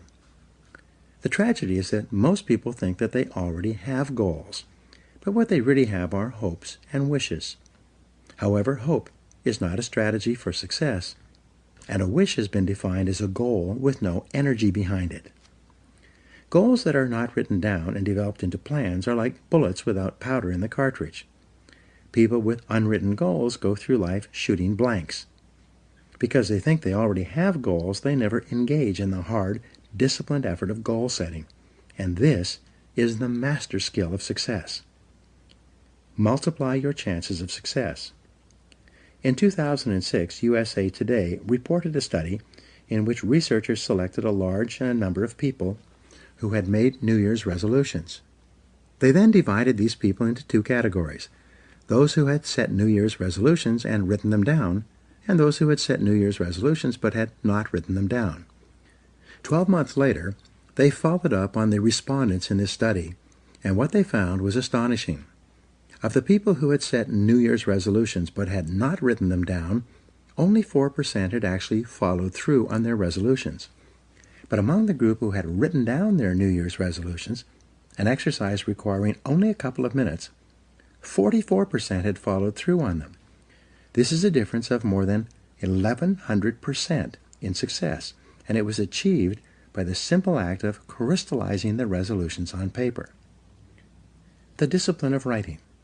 In my experience working with several million people over the past 25 years, the disciplined act of writing out goals, making plans for accomplishing them, and then working on those goals daily increases the likelihood of achieving your goals by 10 times or 1,000%. This doesn't mean that writing out your goals guarantees success, but rather only that it increases the probability of success by 10 times. These are very good odds to have working in your favor, especially when there is no cost or risk involved in putting pen to paper. Just a little time. Writing is called a psychoneuromotor activity. The act of writing forces you to think and concentrate. It forces you to choose what is more important to you and your future. As a result, when you write down a goal, you impress it into your subconscious mind, which then goes to work 24 hours a day to bring your goal to reality. Sometimes I tell my seminar audiences, only 3% of adults have written goals, and everyone else works for those people. In life, you either work to achieve your own goals or you work to achieve the goals of someone else. Which is it going to be? Success versus failure mechanisms. Your brain has both a success mechanism and a failure mechanism. The failure mechanism is the temptation to follow the undisciplined path of least resistance, to do what is fun and easy rather than what is hard and necessary. Your failure mechanism operates automatically throughout your life, which is the major reason why most people fail to fulfill their individual potentials. While your failure mechanism functions automatically, your success mechanism is triggered by a goal. When you decide on a goal, you override your failure mechanism and can help you change the direction of your life. You go from being a ship without a rudder, drifting with the tide, to being a ship with a rudder, a compass, and a clear destination, sailing in a straight direction toward your goal. The power of goals. A client of mine recently told me an interesting story. He said that he had attended one of my seminars in 1994 where I spoke about the importance of writing down goals and making plans for accomplishing them. At that time, he was 35 years old, selling cars for a dealership in Nashville and earning about $50,000 a year. He told me that that day changed his life. He began writing out his goals and plans and working on them daily. 12 years later, he was earning more than $1 million a year and was the president of a fast-growing company that sells services to some of the biggest companies in the country. He told me that he could not imagine what his life would have been like if he had not taken out a piece of paper and written down the goals he wanted to achieve in the years ahead. Take control of your life. Aristotle wrote that human beings are teleological organisms, which simply means that we are purpose-driven. Therefore, you only feel happy and in control of your life when you have a clear goal that you are working toward each day. This also means that this ability to become a lifelong goal setter is one of the most important disciplines you will ever develop. In nature, the homing pigeon is a remarkable bird. It has an uncanny instinct that enables it to fly back to its home roost, no matter how far away it starts or in what direction it must go. You can take a homing pigeon out of its roost, put it in a cage, put the cage in a box, cover the box with a blanket, and put the covered box in the back of a pickup truck.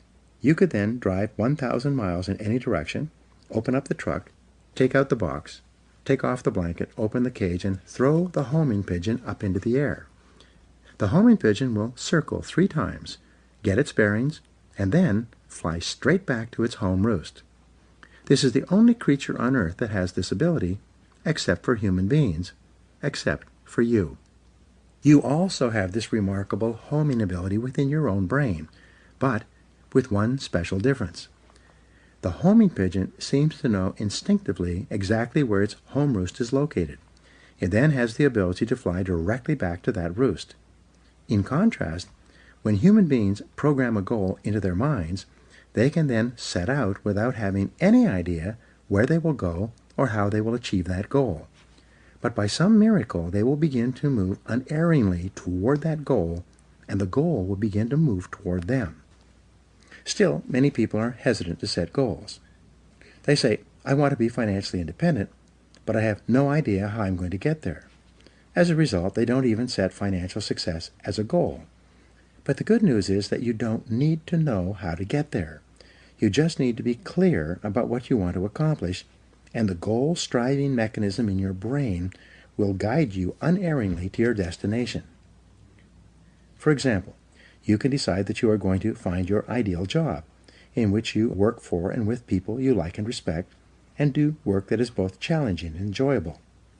You take some time to write down an exact description of what your ideal job and workplace would look like, and then you go out into the job market and begin searching. After a series of interviews, you will often walk into the right place at the right time and find yourself in exactly the right job. Almost everyone has had this experience at one time or another.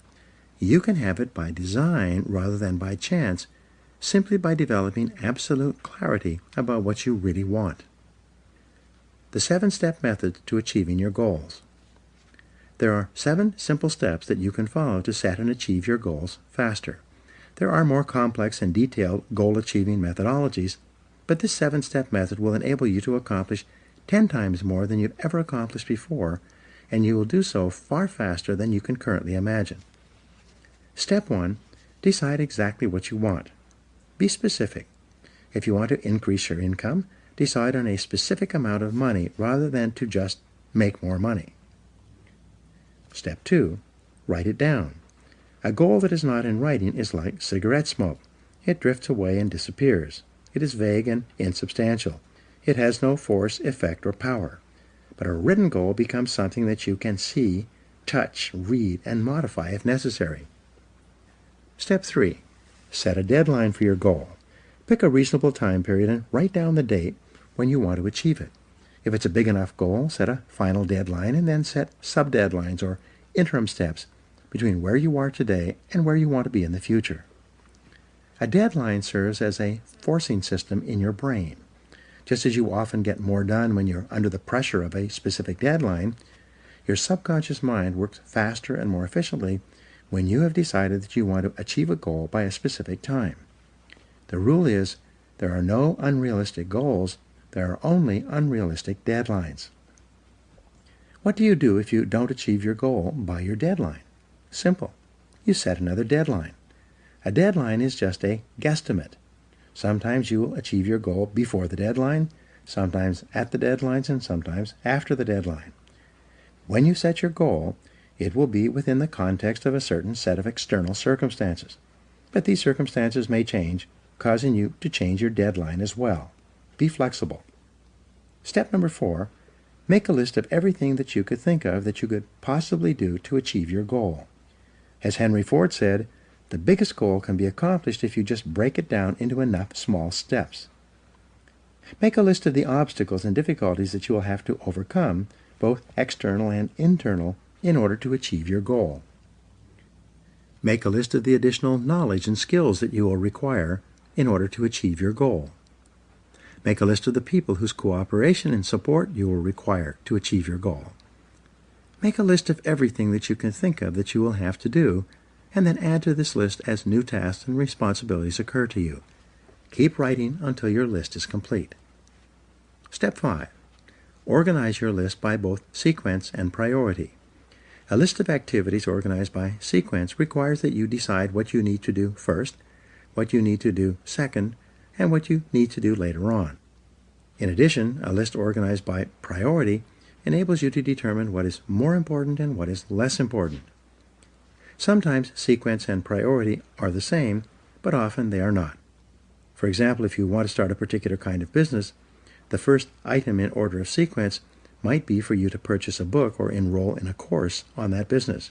But what is most important is your ability to develop a business plan based on complete market research that you can use to gather the resources you need and actually start the business you have in mind. Step 6. Take action on your plan immediately. Take the first step, and then the second step, and the third step. Get going, get busy, move quickly, don't delay. Remember, procrastination is not only the thief of time, it's the thief of life. The difference between success and failures in life is simply that winners take the first step. They are action-oriented. As they said in Star Trek, they go boldly where no man has ever gone before. Winners are willing to take action with no guarantees of success.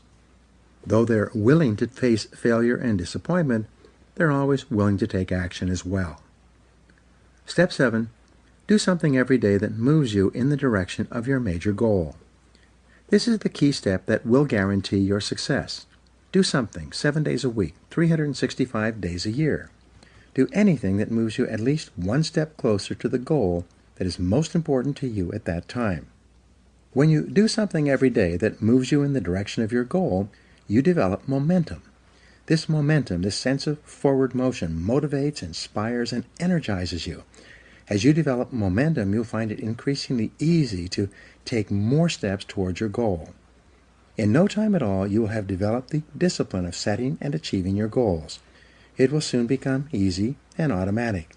You will soon develop the habit and the discipline of working toward your goals all the time. The 10 goal exercise. This is one of the most powerful goal-achieving methods I have ever discovered. I teach it all over the world, and I practice it myself almost every day. Here's how it works. Take out a clean sheet of paper. At the top of the page, write the word goals and today's date. Then, discipline yourself to write down 10 goals that you'd like to accomplish in the next 12 months. Write down financial, family goals, and fitness goals, as well as goals for personal possessions like a house or a car. Don't worry for the moment about how you're going to achieve these goals. Just write them down as quickly as you can. You can write as many as 15 goals if you like, but this exercise requires that you write down a minimum of 10 within 3 to 5 minutes. Select one goal. Once you've written out your 10 goals, imagine for the moment that you can achieve all the goals on your list if you wanted them long enough and hard enough. Also imagine that you have a magic wand that you can wave that will enable you to achieve any one goal on your list within 24 hours. If you could achieve any one goal on your list within 24 hours, which one would have the greatest positive impact on your life right now? Which one goal would change or improve your life more than anything else?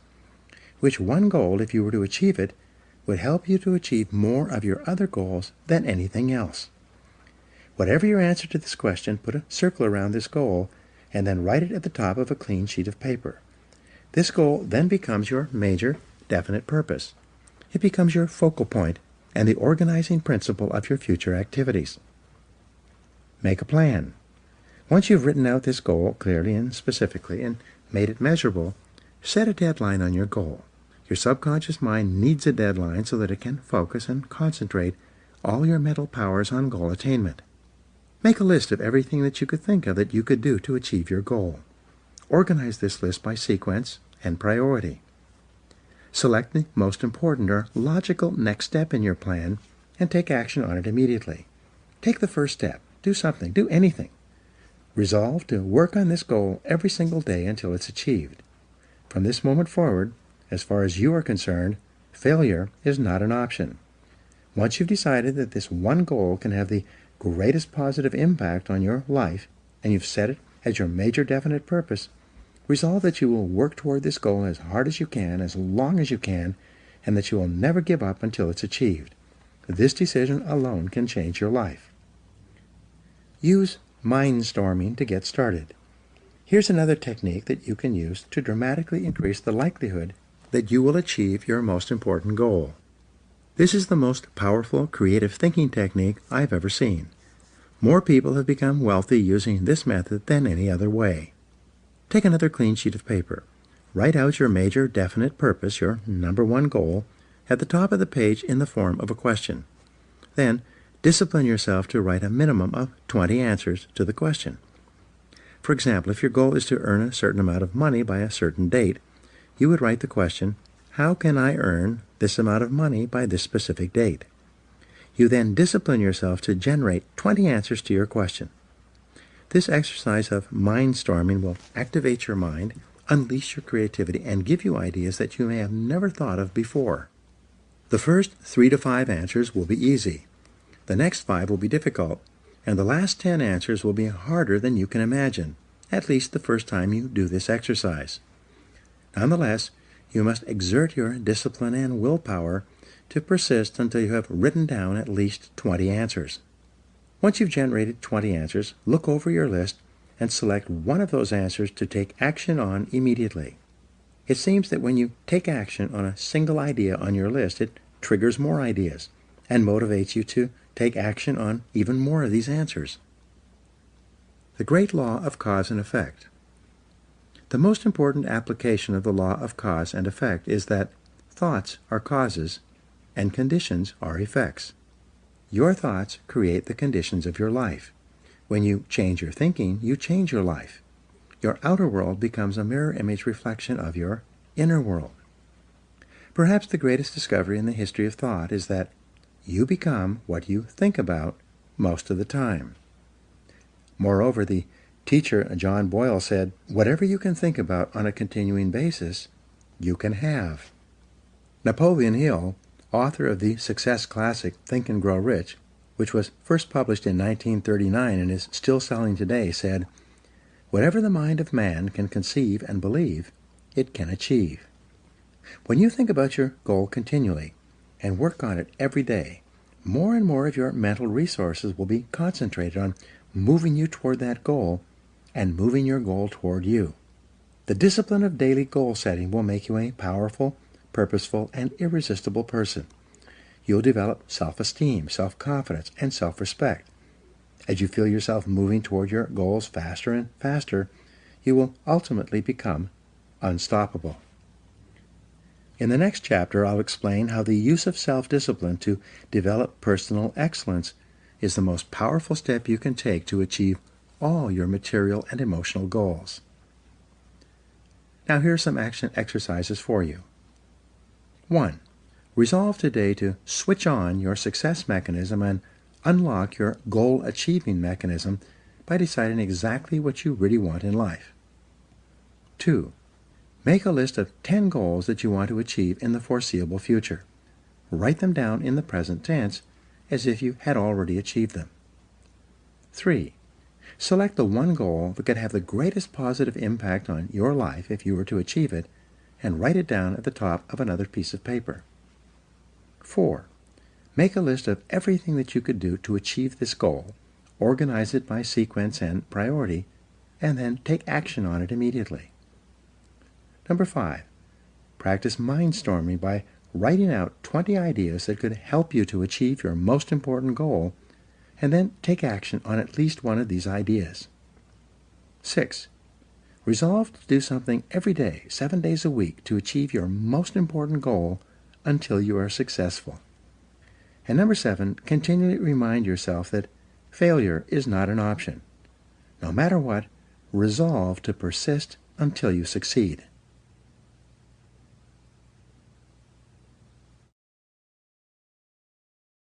Chapter 5. Self-Discipline and Personal Excellence. Aristotle wrote, "We are what we repeatedly do. Excellence, therefore, is not an act, but a habit." You are your most valuable asset. Your life, your potential, and your possibilities are the most precious things you have. Thus, your great goal in life should be to fulfill that potential and become everything you are capable of becoming. Your ability to learn, grow, and fulfill your potential is unlimited. Today, people are graduating from high school and college in their 70s, learning new subjects and developing new capabilities. Your ability to learn and remember can continue throughout your life if you keep your brain alive, alert, and functioning at its best. Your most precious financial asset is your earning ability. Your ability to work is your primary source of cash throughout your life. You could lose your home, your car, your bank account, and everything you own, but as long as you have your earning ability, you can earn it all back and more in the months and years ahead. Your biggest investment. Most people don't realize this.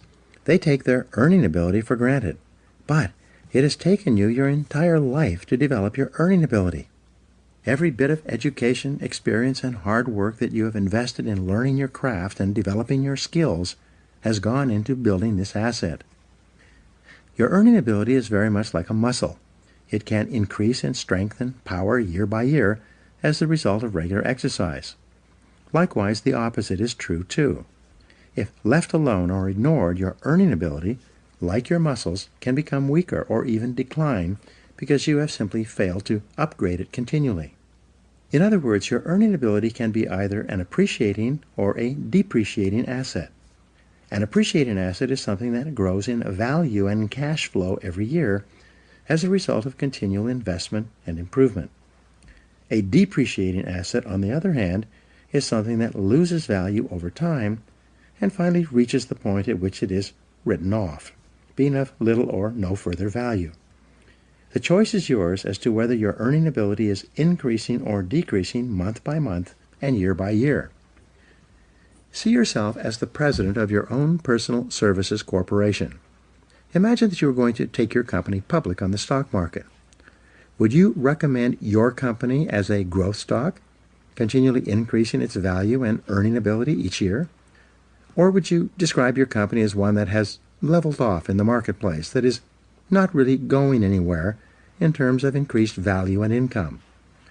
Would you recommend stock in U Inc. as an excellent investment? Why or why not? What got you here won't get you any further.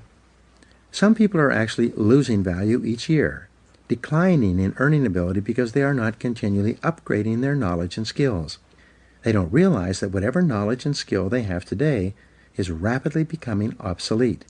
It's being replaced by new knowledge and skills that if you don't have them and someone else does, you will be in danger of being overtaken by your competition. Join the top 20%. In Chapter 1, I mentioned that the 80-20 rule applies to income. The top 20% of people in our society earn and control 80% of the assets. According to Forbes, Fortune, Business Weekend, Wall Street Journal, and the IRS, by many estimates, the top 1% of Americans control as much as 33% of the assets. The most interesting discovery in income inequality is that most millionaires, multimillionaires, and billionaires in America are first generation. They started with little or nothing and earned all their money by themselves in one lifetime. In America, there's a high level of income mobility, which means that you are able to move from the lower levels of income to the upper levels. Almost everyone who is in the top 20% today started in the bottom 20%. From that point, they began to do something different with their time and their lives, and as a result, they put themselves squarely onto the upward escalator of financial success. No limits on your potential. The average income increase in America is about 3% a year, just about the same as the rate of inflation and cost of living increases. People whose income is increasing at 3% a year seldom get ahead. They have a job, which can also be thought of as an acronym for just over broke. But the fact is that no one is better than you and no one is smarter than you. If someone is doing better than you are today, it is simply proof that they have learned how the law of cause and effect applies to their work, and they have begun doing the things that other successful people have also done. The application of the law of cause and effect to your personal life is learn and do. The achievement of personal excellence is a decision you make or that you fail to make. But in the absence of a commitment to excellence in your chosen field, you automatically default to average performance, or even mediocrity. No one becomes excellent accidentally or by just going to work each day. Excellence requires a definite decision and a lifelong commitment. The keys to the 21st century. Knowledge and skill are the keys to the 21st century. Becoming the best person you can possibly be and moving to the top of your field requires the application of self-discipline throughout your life. Mental fitness is like physical fitness. If you want to achieve either, you must work at it all the time. You can never let up. You must be continually learning and growing every day, week, and month throughout your career and in other areas of your life if you're going to join the top 20% and stay there. To earn more, you must learn more. Abraham Lincoln once wrote, "The fact that some have become wealthy is proof that others may do it as well. What others have done, you can do as well if you learn how." Everyone who is at the top was once at the bottom. Many people who come from average or poor families with average incomes, or who grow up in average circumstances, have gone on to become some of the most prominent people in their fields. And what hundreds of thousands and even millions of other people have done, you can do as well. The philosopher Bertrand Russell once wrote, "The very best proof that something can be done is that someone else has already done it." Ordinary into extraordinary.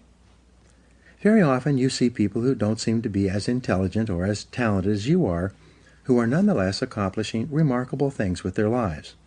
There's nothing that will make you angrier than to see someone who seems to be dumber than you, who is doing better than you. How can this be? The answer is simple. At a certain point in their lives, they realized that the key to success was personal and professional growth. It was a dedication to lifelong learning that made them successful. The good news is that almost every important skill is learnable. Every business skill is learnable. Everyone who is proficient in any area of business was at one time completely ignorant in that area. Every sales skill is learnable. Every top salesperson was once a beginning salesperson and unable to make a call or close a sale. All money-making skills are learnable as well. Almost every wealthy person was once poor. You can learn anything you need to learn to achieve any goal you can set for yourself. Make a decision. The starting point of your moving upward and onward toward becoming one of the most competent, most respected, and highest paid people in your field is simple. Make a decision. It's said that every major change in your life comes about when your mind collides with a new idea, and then you make a decision to do something different. You make a decision to complete your education, upgrade your skills, or get into a good college. You make a decision to start a new business. You make a decision to take a particular job or start a particular career. You make a decision to invest your money in a particular way. And especially, you make a decision to be the best in your field. Many people say that they would like to be happy, healthy, thin, and rich. But, as discussed in Chapter 4, wishing and hoping is not enough. You have to make a firm, unequivocal decision that you are going to pay any price and go any distance in order to achieve the goals you have set for yourself. You have to make that decision and then burn your mental bridges behind you. From that moment on, you resolve to continue working on yourself and your craft until you reach the top 20% or beyond. Follow the leaders, not the followers. When you decide to be one of the best people in your field, look around you and identify the people who are already at the top. What characteristics do they have in common? How do they plan and organize their days? How do they dress? How do they walk, talk, and behave with other people? What books do they read? How do they spend their spare time? Who do they associate with? What courses have they taken? What audio programs do they listen to in their cars? These are just a few of the questions you should ask in order to find out what successful people are doing that you might also need to do. After all, you can't hit a target that you can't see. Your selection of the right role models can have an enormous impact on your future. Dr. David McClelland of Harvard, and author of The Achieving Society, concluded that your choice of a reference group can determine as much as 95% of your success and achievement in life. Your reference group is made up of the people who you feel are just like me. Your natural tendency is to adopt the attitudes, styles of dress, opinions, and lifestyles of the people with whom you identify and associate most of the time. Fly with the eagles. Some years ago, one of my seminar participants told me his story. Bob Barton said he had started off in his 20s in a large company with about 32 salespeople in his branch. It was his first real job, and he was starting at the bottom. Because he was new, he hung around with the other junior salespeople. As they say, birds of a feather flock together. After a month or two, Bob noticed that the top salespeople in the office also associated with each other. They did not spend time with the junior salespeople. They also spent their time differently. When Bob got into work in the morning, the top salespeople were already there, planning their days and working on the telephone and making appointments. Bob also noticed that the junior salespeople would come in later, drink coffee, read the newspaper, and make excuses for not making sales calls. Bob decided that he was going to pattern himself after the top salespeople in the office. He looked at the way they dressed and groomed, and he resolved to dress and groom the way they did. Each morning he would stand in front of his mirror and ask himself, "Do I look like one of the top salespeople in my office?" If the answer was no, he would go back and change his clothes until he felt that he looked as good as the best people.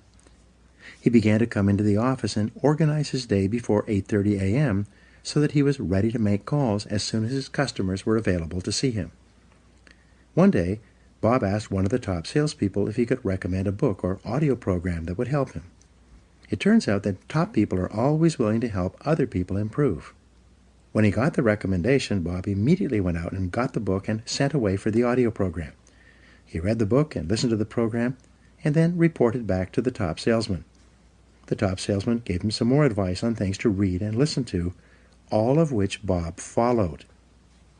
Bob asked another salesperson how he planned his day, and that salesperson showed him his time management system. So Bob began to plan and organize his day the way the top salespeople did it.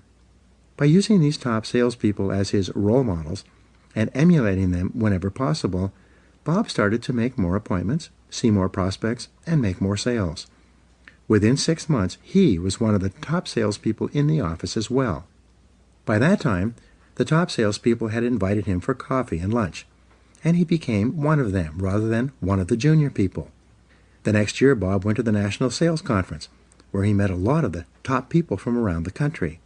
He deliberately sought them out and asked for their advice. What books would they suggest? What audio programs would they recommend? What seminars had they attended? What strategies did they find that were the most effective in building their sales business? Bob did something that very few people do. When he received advice, he followed it. He immediately took action on the advice and then reported back to the people who had given it to him. Within 4 years, Bob became one of the top salespeople in the country. His friends and associates were the other top salespeople in his branch and in the other branches. His income had increased several times. He wore beautiful clothes, drove a new car, lived in a lovely home, and had a wonderful wife. And he said that it all came about as a result of asking top salespeople for their input and then following that input and applying it to his sales activities. But here's the kicker. Over and over, the top people, the ones who had been winning the sales awards year after year, told Bob the same thing. He was the first person who had ever come up to them and asked them for advice. No one else had ever sought them out and asked them why they were so successful. The answers have all been found. Here's a great discovery. All the answers have been found. All the routes to success have been discovered. Everything you need to learn to move to the top of your field has already been learned by hundreds and even thousands of other people. And if you ask them for advice, they will give it to you. Successful people will have their phone calls held, cancel other appointments, and put their work aside to help other people to be successful. But you must ask, and then you must follow their advice once they give it to you. If you can't ask them directly, read their books and attend their talks and seminars. Listen to audio programs created by successful people. Sometimes you can send them emails and ask for advice. Learn from the best. Set high income as a goal. If your goal is to be in the top 20% of moneymakers in your field, the first thing you need to do is to find out what the people in the top 20% are earning today. This information is available. Just ask around. Check industry statistics. Go on to Google. You can find this information if you look for it. Once you know the income target at which you are aiming, write it down as your goal. Make a plan to achieve this level of income and work on it every day. Never stop until you reach it. The secret to high income in business and sales is quite simple. Learn and do. Like jacking up a car, you improve one notch at a time. Each time you learn and practice a new skill, you ratchet up your earning ability, and it locks in. As long as you keep increasing your earning ability, you keep ratcheting up to a higher level from which you seldom decline. Use the 3% formula to invest in yourself. To guarantee your lifelong success, make a decision today to invest 3% of your income back into yourself. This seems to be the magic number for lifelong learning. According to the American Society for Training and Development, this is the percentage that the most profitable 20% of companies in every industry invest in the training and development of their staff. Decide today to invest 3% of your income into yourself in order to make yourself an appreciating asset, to continually increase your earning ability. If your annual income goal is $50,000, resolve to invest 3% of that amount, or $1,500, back into yourself each year to maintain and upgrade your knowledge and skills. If your income goal is $100,000, resolve to invest $3,000 per year back into yourself to assure that you reach that level of income. The payoff is extraordinary. I was giving a seminar in Detroit a couple of years ago when a young man about 30 years old came up to me at the break. He told me that he had first come to my seminar and heard my 3% rule about 10 years ago. At that time, he had dropped out of college, was living at home, driving an old car, and earning about $20,000 a year as an office-to-office salesman. He decided after the seminar that he was going to apply the 3% rule to himself, and he did so immediately. He calculated 3% of his income of $20,000 would be $600. He began to buy sales books and read them every day. He invested in 2 audio learning programs on sales and time management. He took 1 sales seminar. He invested the entire $600 in himself in learning to become better. That year his income went from $20,000 to $30,000, an increase of 50%. He said he could trace the increase with great accuracy to the things he had learned and applied from the books he had read and the audio programs he had listened to. So the following year he invested 3% of $30,000, a total of $900 back into himself. That year his income jumped from $30,000 to $50,000. He began to think, if my income goes up at 50% per year by investing 3% back into myself, what would happen if I invested 5%? The next year, he invested 5% of his income, $2,500, into his learning program. He took more seminars, traveled cross-country to a conference, bought more audio and video learning programs, and even hired a part-time coach. And that year, his income doubled to $100,000. After that, Like playing Texas Hold'em, he decided to go all in and raised his investment into himself to 10% per year. He told me that he'd been doing this ever since. I asked him, how has investing 10% of your income back into yourself affected your income? He smiled and said, I passed $1 million in personal income last year, and I still invest 10% of my income in myself every single year. I said, wow, that's a lot of money. How do you manage to spend that much money on personal development? He said, it's hard. I have to start spending money on myself in January in order to invest it all by the end of the year. I have an image coach, a sales coach, and a speaking coach.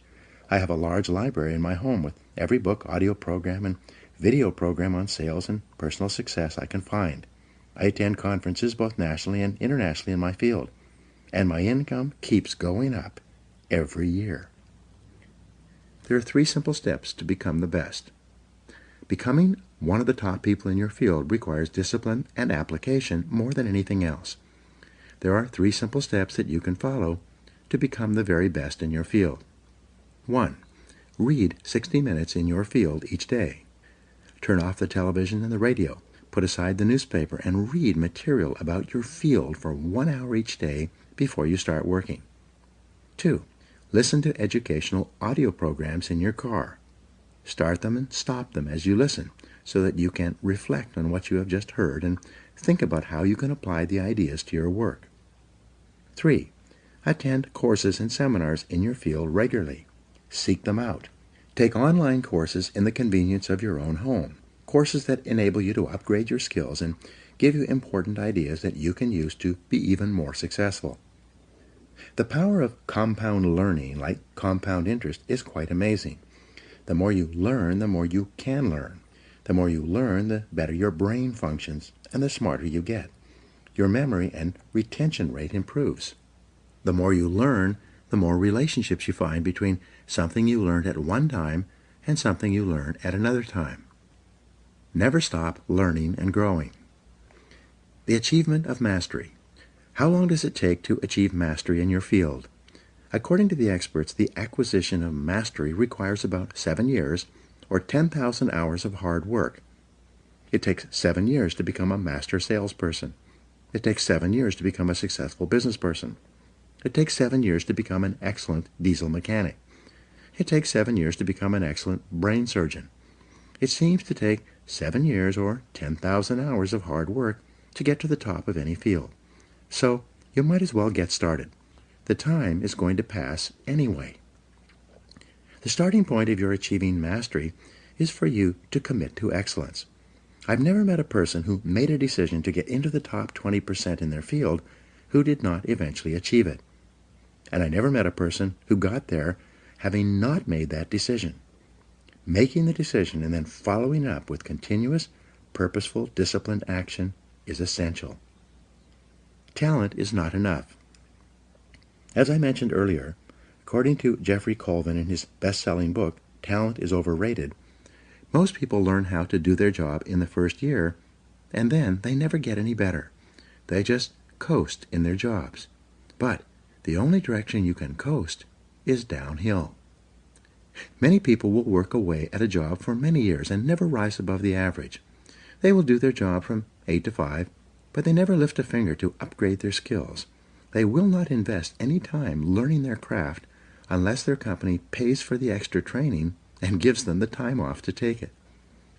The average person does only an average job, and as a result he earns an average income and worries about money all his life. He never realizes that often there is only a thin veil that separates the average person from the excellent person. The fact is that if you're not getting better, you're getting worse. No one stays in the same place for long. 2 hours each day will get you to the top. It's been calculated that all you need to invest is about 2 extra hours per day to move from the average to the superior. Only 2 extra hours each day will move you from worrying about money all your life to being one of the highest paid people in your field. People immediately ask, where am I going to get an extra 2 hours each day? It's simple. Take a piece of paper and do the following simple calculation. Calculate the number of hours in a week. 7 days times 24 hours equals 168 hours. If you deduct 40 hours for work and 56 hours for sleep, you have 72 hours left over. If you deduct 3 hours per day, 21 hours, for getting ready for and traveling to and from work, that leaves you 51 hours of spare time to do with as you please. If you invest 2 hours per day back into yourself, 14 hours per week, you still have 37 hours left over. That's an average of more than 5 hours per day of free time. All you need to do is devote 2 hours each day to move you from average performance to superior performance at whatever you choose to do. Form the habit of continuous learning. The best news is that when you begin reading in personal or professional development literature, listening to audio programs in your car, taking additional courses, and upgrading your skills in the evenings and on the weekends rather than watching television, you soon get into the habit of continuous learning. In no time at all, it will become automatic and easy for you to learn, grow, and upgrade your skills every day and every week. The average adult watches about 5 hours of television each day. For some people, it is 7 or 8 hours. They turn on the television first thing in the morning and watch it until they leave for work. They turn it back on as soon as they get home from work. They then watch television until 11 or 12 o'clock at night, going to bed without enough time to get a good night's sleep. They then get up in the morning, drink coffee, and watch television for as long as they can before they go off to work once more. You can be rich or poor. It's your decision. Your television set can make you rich or poor.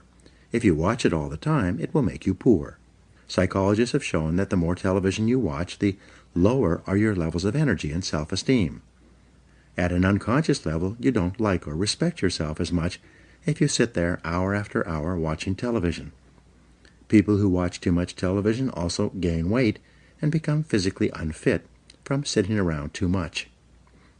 Your television can also make you rich, but only if you turn it off.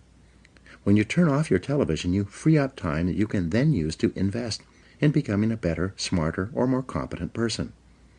When you leave your television off when you are with your family, you'll find yourself talking, sharing, communicating, and laughing more often.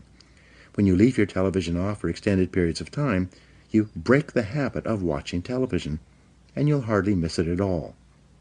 Your television can be an excellent servant, but it's a terrible master. The choice is yours. Increase your income 1,000%. There is a simple 7-step formula you can use in order to increase your productivity, performance, and output and income by 1,000% over the next 10 years. It works for everyone who tries it. It is simple. First, answer this question. Is it possible for you to increase your overall productivity, performance, and output by 0.1%, which is 1/1000th, in an entire working day? Your answer will probably be yes.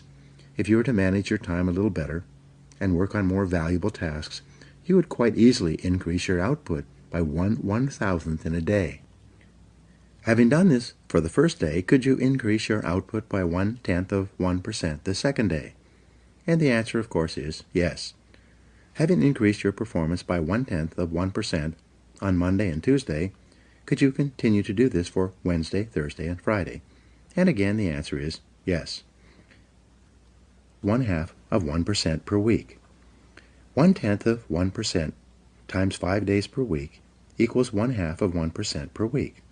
Is it possible for a normal, intelligent, hard-working individual to increase his or her output by 0.1% or 1/200th in a single week? Of course it is. Having done this for the first week, could you keep up the same pace of personal development the second week? Of course you could. Could you get 1/1000th of 1% better 5 days a week for an entire month? If you could, this means that you would be 0.1% better per week, multiplied times 4, or 2% more productive in an entire month. There are 13 4-week months in a year. 4 times 13 equals 52. Having become 2% better in a month, could you repeat that in the second month, in the third month, the fourth month, and so on? Of course you could. By working on yourself a little bit each day, learning new skills, getting better at your key tasks, setting priorities, and focusing on higher value activities, you can become 26% more productive over the course of an entire year. Having achieved this goal for the first year, could you do it for the second year and then the third? Could you keep it up for 10 years? And the answer, of course, is yes. And the best news is that when you continue to work on yourself, it becomes easier and easier for you to get better and better as the weeks and months go by. By the law of accumulation, or the law of incremental improvement, by the end of 12 months you would be 26% better. If you continue to improve at 26% per year, by the end of 10 years with compounding, you would be 1,004% more productive. Your income would increase at the same rate. This formula works if you do. There are 7 steps in the 1,000% formula. Step 1. Arise 2 hours before your first appointment, or before you have to be at work. Invest the first hour in yourself by reading something educational, motivational, or spiritual. As Henry Ward Beecher once said, the first hour is the rudder of the day. When you get up and invest the first hour in yourself, you set yourself up mentally to have an excellent day. You'll be more positive, alert, creative, and productive all day long when you start your day by investing the first hour in yourself. If you read in your field 1 hour per day, that will translate into about 1 book per week. 1 book per week will translate into about 50 books per year. Since the average adult reads less than 1 nonfiction book per year, if you were to read 50 books in your field each year, do you think that would give you an edge in your profession? Do you think that it would move you ahead of virtually everyone else in your business? Of course it would. If you read 50 books per year for 10 years, this would be 500 books that would help you to improve your productivity, performance, and income. At the very least, you would need a bigger house just to hold your books, and you'd be able to afford it. Reading 1 hour per day in your field will make you a national authority in 3 to 5 years. This alone can give you your 1,000% increase over the course of your career. Step 2. Rewrite your goals every day. Get a spiral notebook and rewrite your major goals in the present tense every morning before you start out, without looking back at what you wrote the previous day. This writing and rewriting is the process of programming instructions into the guidance mechanism of your mind. When you rewrite your 10 goals each morning, you will continually see and think of opportunities to achieve those goals all day long. You will become more focused, channeled, and directed. You'll be more purposeful and determined, and you will achieve your goals much faster than if they were merely wishes floating around in the back of your mind. Writing and rewriting your goals each day can give you your 1,000% increase in income over 10 years. Step 3. Plan every day in advance. Make a list and set priorities on your work before you start off. Your ability to set priorities and to choose the most important thing that you could be doing at every moment is the key to organizing your life and doubling your productivity. We'll talk in detail about time management techniques in Chapter 12. Working on your top priorities can increase your income by 1,000% over 10 years, and it is probably impossible to achieve without it. Step 4. Discipline yourself to concentrate single-mindedly on one thing. Choose the most important thing that you can do each day. Then, start on it first thing and work on it until it's 100% complete. Your ability to focus and concentrate, when you develop and hone it into a habit all by itself, will enable you to double your productivity, performance, and output in the next month. And it will give you your 1,000% increase over 10 years. Step 5. Listen to educational audio programs in your car. The average business person who drives spends 500 to 1,000 hours per year behind the wheel of their car. When you turn your car into a university on wheels, a mobile classroom, you get the educational equivalent of 1 to 2 full-time university semesters as you drive around. Many people have gone from rags to riches by simply listening to educational audio programs in their cars as they drive from place to place. You could do the same. This alone could give you your 1,000% increase. Step number 6. Ask 2 magic questions after every call or event. First, ask yourself, what did I do right? Then, ask yourself, what would I do differently? The first question, what did I do right, forces you to think through and recall all the correct things that you did in that last meeting, presentation, or event, even if it was not successful. Write them down.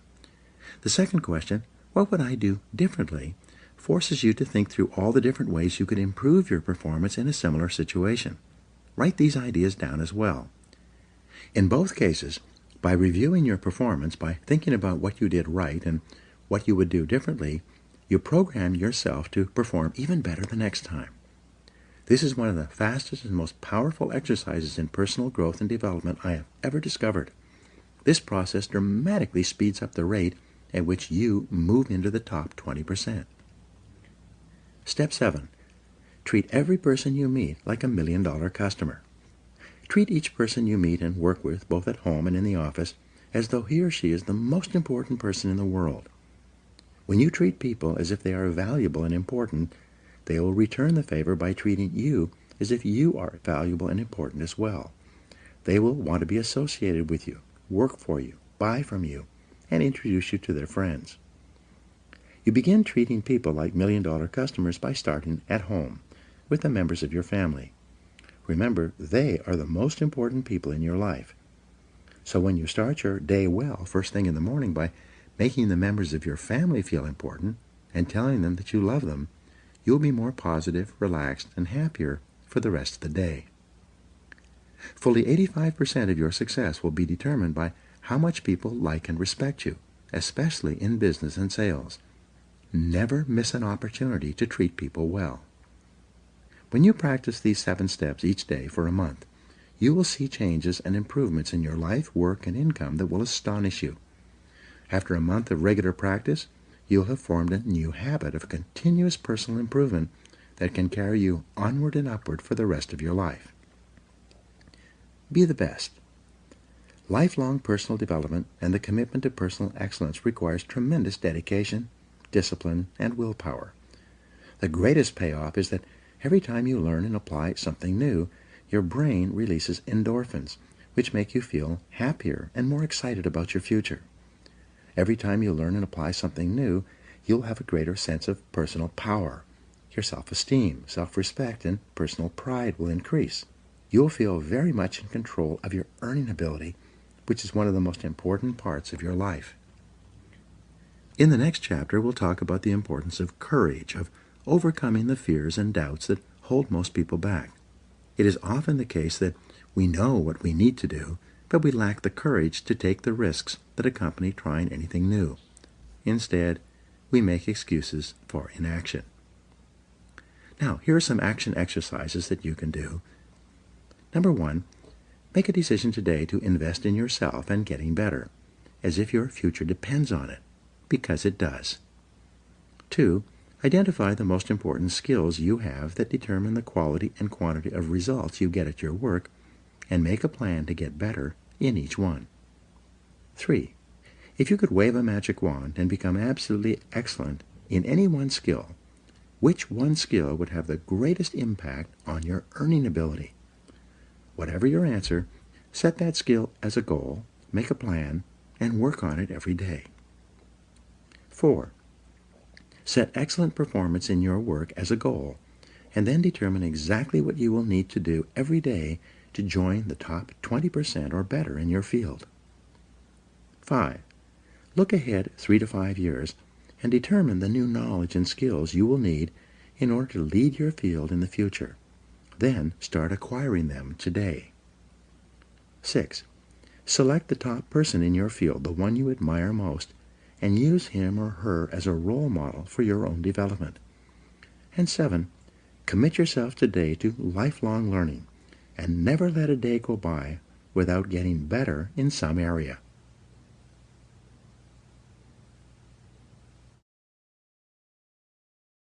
Chapter 6. Self-Discipline and Courage. Mark Twain said, "Courage is not absence of fear, it is control of fear, mastery of fear." You need large amounts of self-discipline to deal courageously with all the fear-inducing events of your life. This is probably why Churchill said, "Courage is rightly considered the foremost of the virtues, for upon it all others depend." The fact is that everyone is afraid, and usually of many things. This is normal and natural.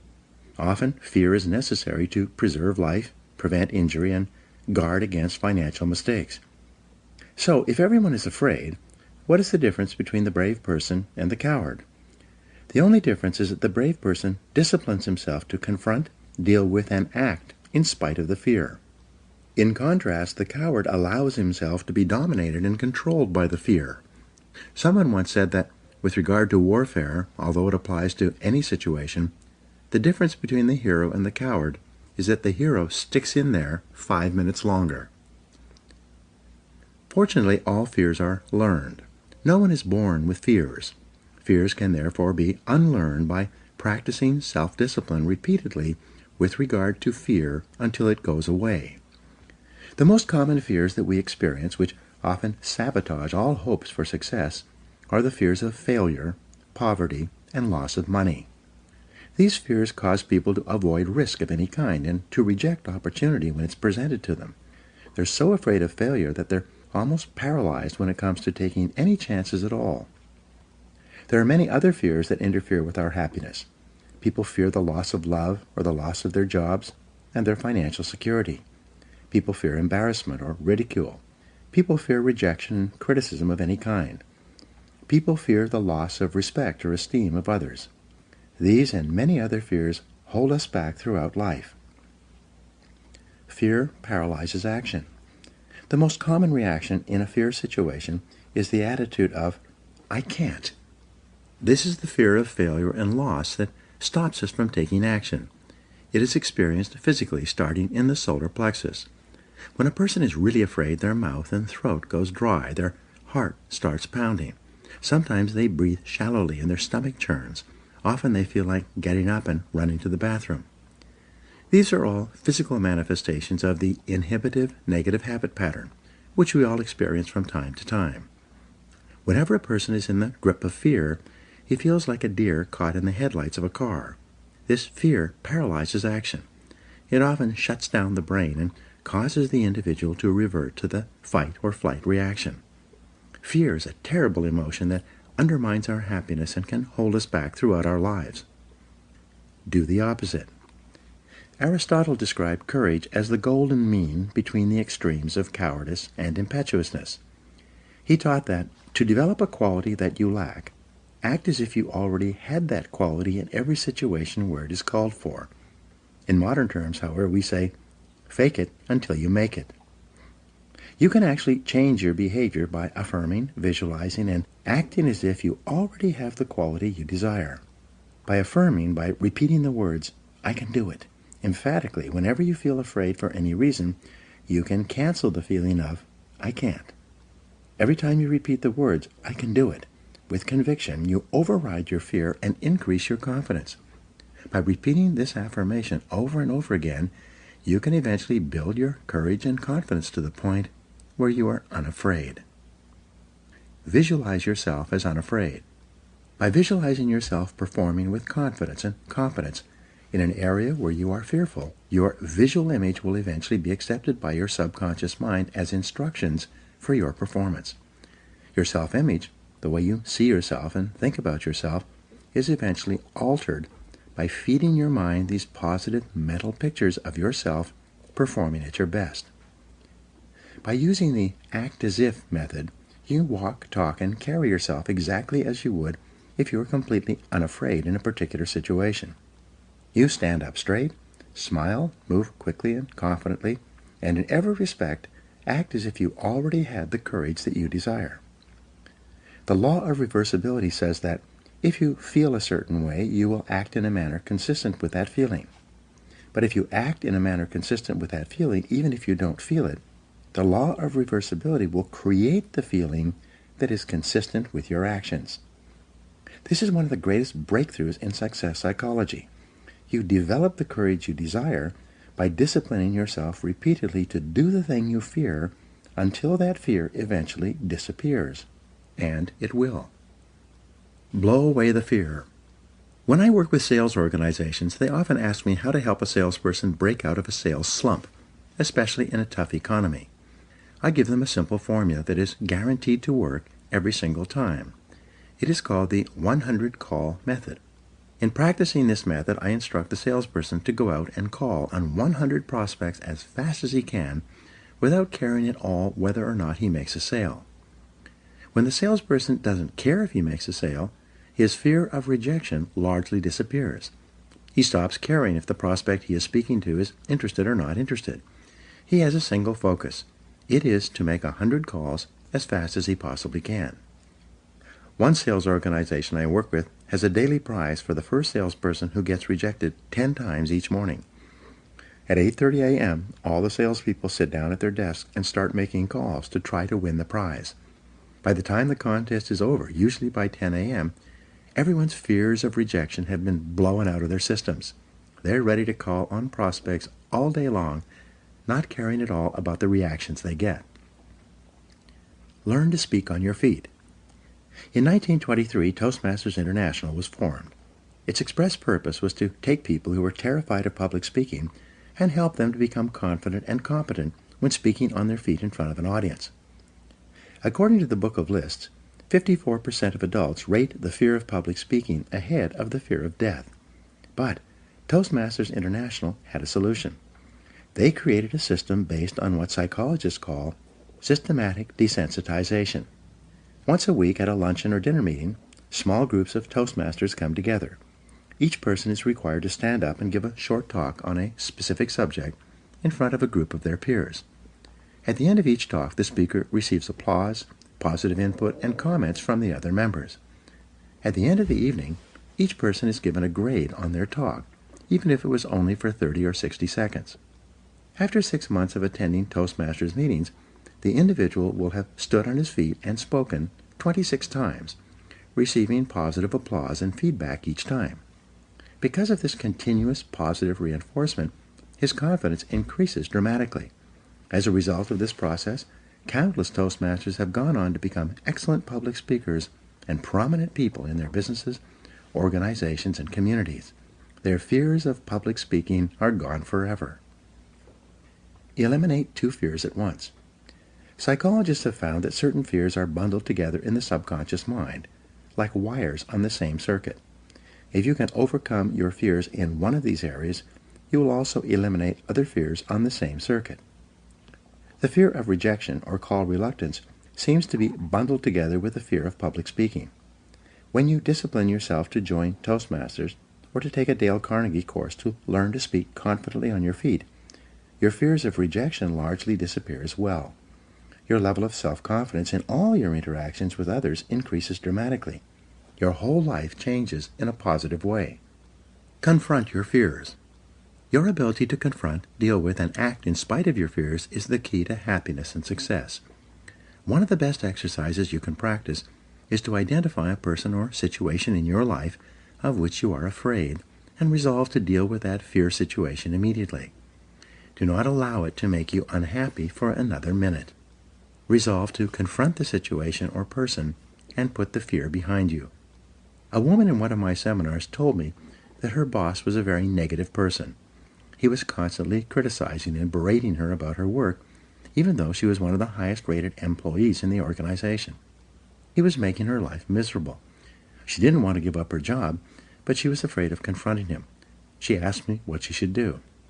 I gave her this advice, which I've subsequently given to many other people. The only reason that one person bullies another is because they feel they can get away with it. The only way to deal with a bully is to confront him.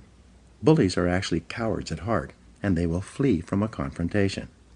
I told her to do this. The next time your boss criticizes you for any reason, turn to him and say, quite firmly, "I would appreciate it if you not talk to me like that ever again. It hurts my feelings and stops me from doing my job the way you want." I told her to look him straight in the eye after she had finished making this statement. Well, she had tremendous courage.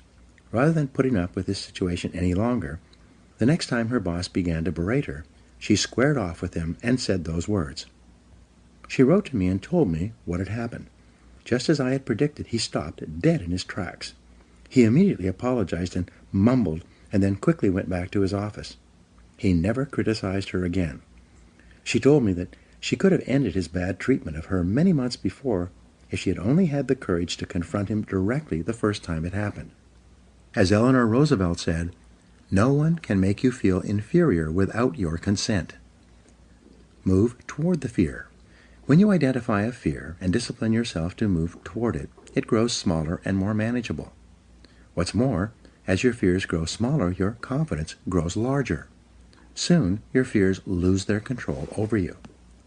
In contrast, when you back away from a fear-inducing situation or person, your fear grows larger and larger. Soon, it dominates your thinking and feeling, preoccupies you during the day, and often keeps you awake at night. Leaders have two types of courage. In leadership, the most common quality is that of vision. Leaders have a clear vision of where they want to take their organizations. Leaders also have a clear vision of where they want to be sometime in the future in their personal lives. The second most common quality of leaders is that of courage. Leaders have the courage to do whatever is necessary to fulfill their vision. They lead from the front and dare to go forward. There are two types of courage that you need. First, you need the courage to launch, to take action, to take a leap of faith. You need the courage to go all in, without any guarantee of success, and with a high possibility of failure, at least in the short term. The major feeling that holds most people back is that, in spite of all their best intentions, they don't have the courage to take the first step. The second type of courage that you need is called courageous patience. This is the ability to hang in there and continue working and fighting after you've gone all in and before you have yet seen any results or rewards. Many people can muster up the courage to take action toward a new goal, but when they see no immediate result, they immediately lose heart and pull back to safety and security. They don't have staying power. Deal with the fear directly. The only way to deal with a fear is to address it head on. Remind yourself that denial is not a river in Egypt. The natural tendency of many people is to deny that they have a problem caused by a fear of some kind. They're afraid of confronting it. In turn, it becomes a major source of stress, unhappiness, and psychosomatic illness. Be willing to deal with the situation or person directly. As Shakespeare said, "Take arms against a sea of troubles, and in so doing, end them." The companion of fear is worry. Like twin sisters, fear and worry go around together.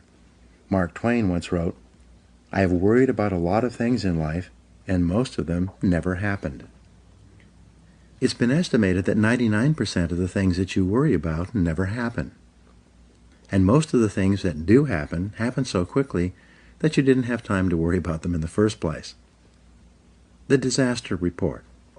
Whenever you're worried about something, fill out a disaster report on the situation. This will destroy your fear and worry almost instantly. This is often called the worry buster. The disaster report has 4 parts. First, define the worry situation clearly. What exactly are you worried about? Very often, when you take the time to be completely clear about the worry situation, a way to resolve that situation becomes immediately evident. Second, identify the worst possible thing that could happen if this worry situation were to take place. Would you lose your job? Would you lose your relationship? Would you lose your money? What's the worst thing that could possibly happen? Be clear about this. In many cases, you will see that should the worst occur, it would not ruin you. It might be inconvenient or uncomfortable, but you would eventually recover. You will find that it's probably not worth all the worry that you are devoting to it. The third step in the disaster report is to resolve to accept the worst possible outcome, should it occur. Say to yourself, well, if that happens, it won't kill me. I'll find a way to get along. Most of the stress of worry comes from denial, from not being willing to face the worst possible thing that could happen. But once you resolve to accept the worst, should it occur, all the worry and stress seems to disappear. Fourth, begin immediately to improve on the worst. Take every step that you possibly can to make sure that the worst possible outcome does not occur. Take action immediately. Do something. Get on with it. Act quickly. Get so busy making sure that the worst thing does not happen that you have no time to worry. The real antidote. In the final analysis, the only real cure for fear or worry is disciplined, purposeful action in the direction of your goals. Get so busy working on your goals or the solutions to your problems that you have no time to be afraid or to worry about anything. When you practice the self-discipline of courage and force yourself to face any fear-inducing situation in your life, your self-esteem goes up, your self-respect increases, and your sense of personal power grows. You eventually reach the point in life where you're not afraid of anything. Once you've developed the courage to step out in faith, you must then develop the self-discipline of persistence, which we'll talk about in the next chapter. Now, here are 7 action exercises for you. 1. Identify your 3 biggest fears in life right now. What are they? 2. Determine what you would do in each of these situations if you were guaranteed of complete success. What actions would you take? 3. What have you always wanted to do but been afraid to attempt? What would you do differently if you were guaranteed of success? 4. In what 3 areas of life and work do you most experience the fears of failure and loss? What steps could you take immediately to confront and eliminate those fears? 5. In what 3 areas of life do you most experience the fears of criticism, rejection, or embarrassment? How could you confront these fears and overcome them? 6. What one great goal would you set for yourself if you knew you could not fail?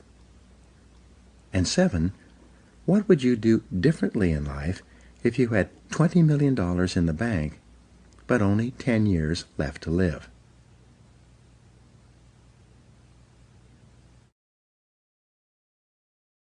Chapter 7. Self-Discipline and Persistence. Benjamin Disraeli wrote, "Beware of endeavoring to become a great man in a hurry. One such attempt in 10,000 may succeed. These are fearful odds."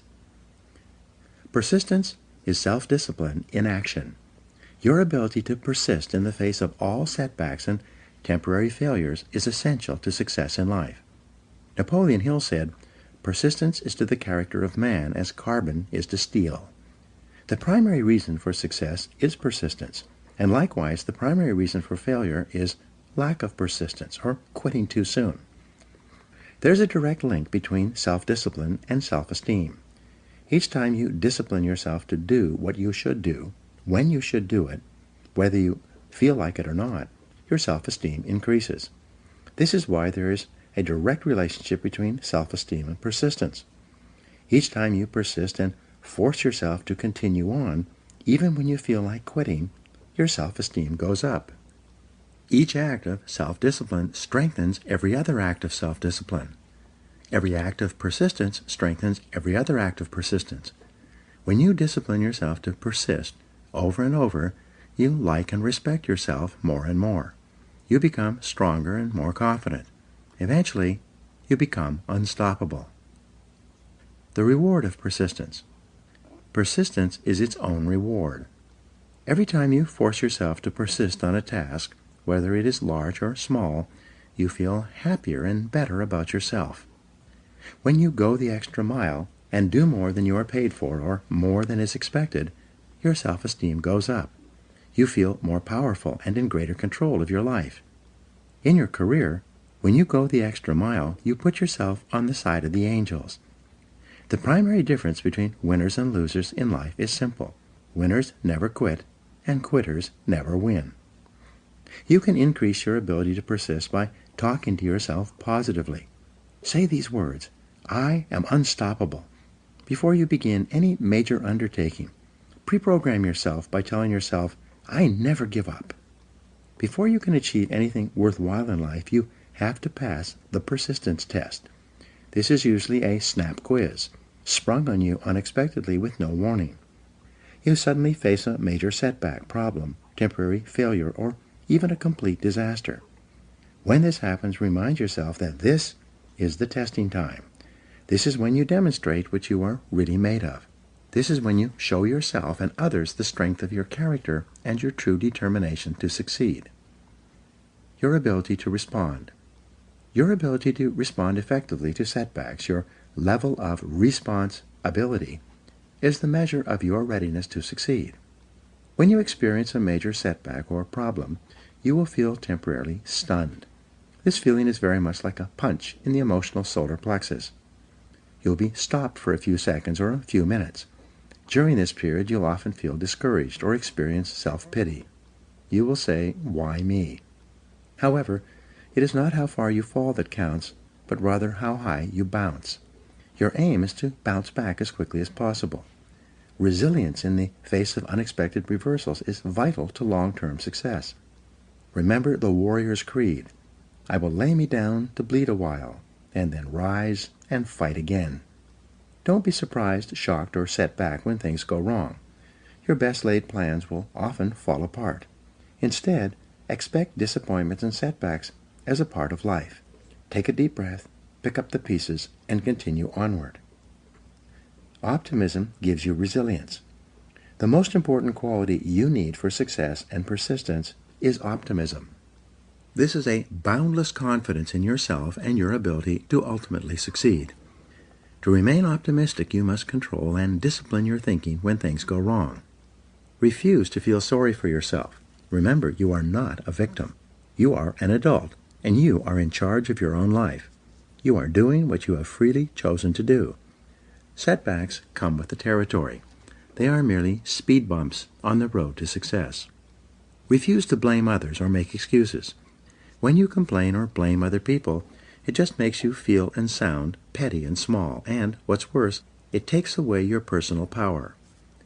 Whenever you criticize or complain, it makes you feel weaker and reduces your ability to deal effectively with the situation.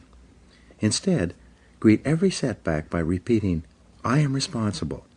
Look for the reasons why you are responsible for what happened rather than trying to pass on the blame to other people. No excuses. Be proactive versus reactive. Resolve to focus on the solution and what can be done now rather than on what happened and who's to blame. Think in terms of the actions you can take to resolve the situation rather than what went wrong and who is to blame. To remain optimistic, look for the good in every situation. When you look for something good, you will always find something good.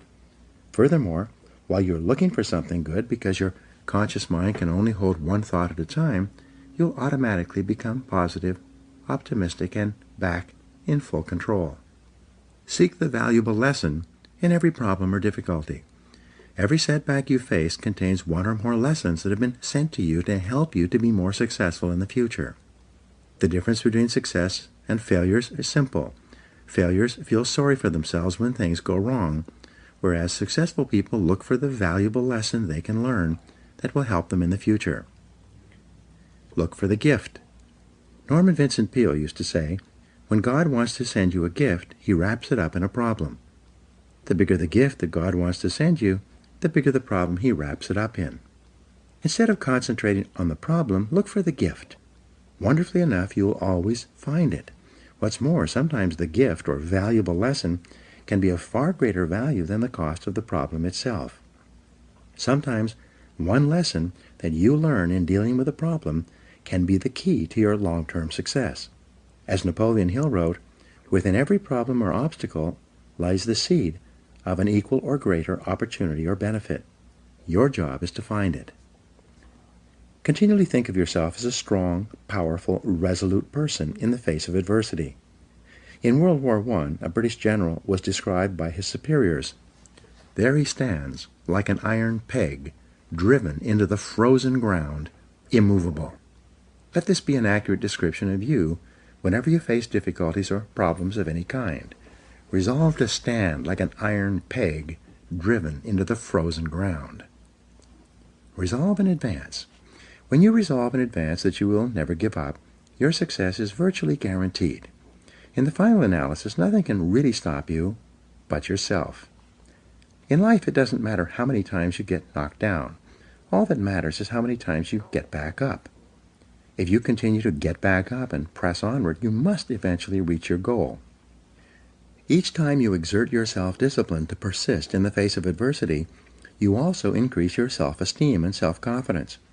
Then, as your self-esteem increases, you feel stronger, more powerful, and more unstoppable. When you feel better and stronger, you become more capable of persisting the next time, and then the time after that. By disciplining yourself to persist in the face of all adversity, you put your life onto an upward spiral of self-esteem, self-discipline, and persistence until you eventually become like a force of nature. Persistence is self-discipline in action. In Part 2, you will learn the specific things you can do to apply these principles to the practical areas of life, to achieve greater success in your work and career, and to fulfill your potential in the months and years ahead. Now, here are some action exercises for you. Number 1, identify one area in your life where you need to persist even harder to achieve your goal, and then take action in that area. 2, identify a goal in your life that you did not accomplish because you failed to persist through to completion. What steps could you take today to succeed in that area? 3, identify one big goal that you achieved because you persisted and refused to give up, no matter how difficult it became. 4, decide on your major definite purpose in life, the one goal that, if you achieved it, would have the greatest positive impact on your life. 5, write down your goal clearly. Make a detailed plan of action to accomplish it, and then tell yourself that failure is not an option. 6, make a decision today that you will persist until you succeed, no matter what happens, because I am unstoppable. 7, resolve to set and achieve one important goal, overcoming the inevitable difficulties, problems, and setbacks you will experience, and to work on it until you succeed. Repeat this process over and over until persistence becomes a habit.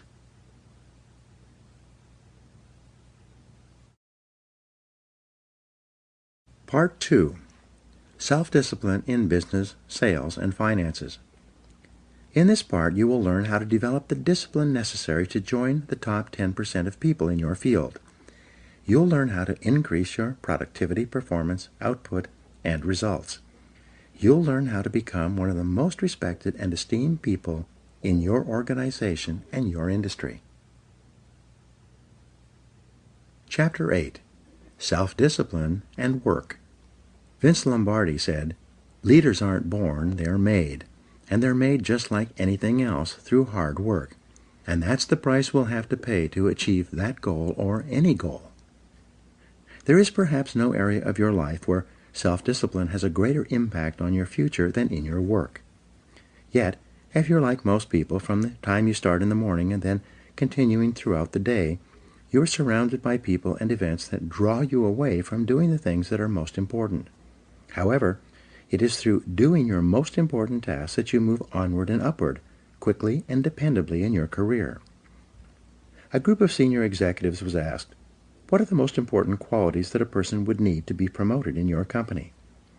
Of these executives, 85% agreed that the most important qualities are 1. The ability to set priorities and work on high-value tasks, and 2. The discipline to get the job done quickly and well. It seems that these two qualities are more helpful for career success than anything else a person could do.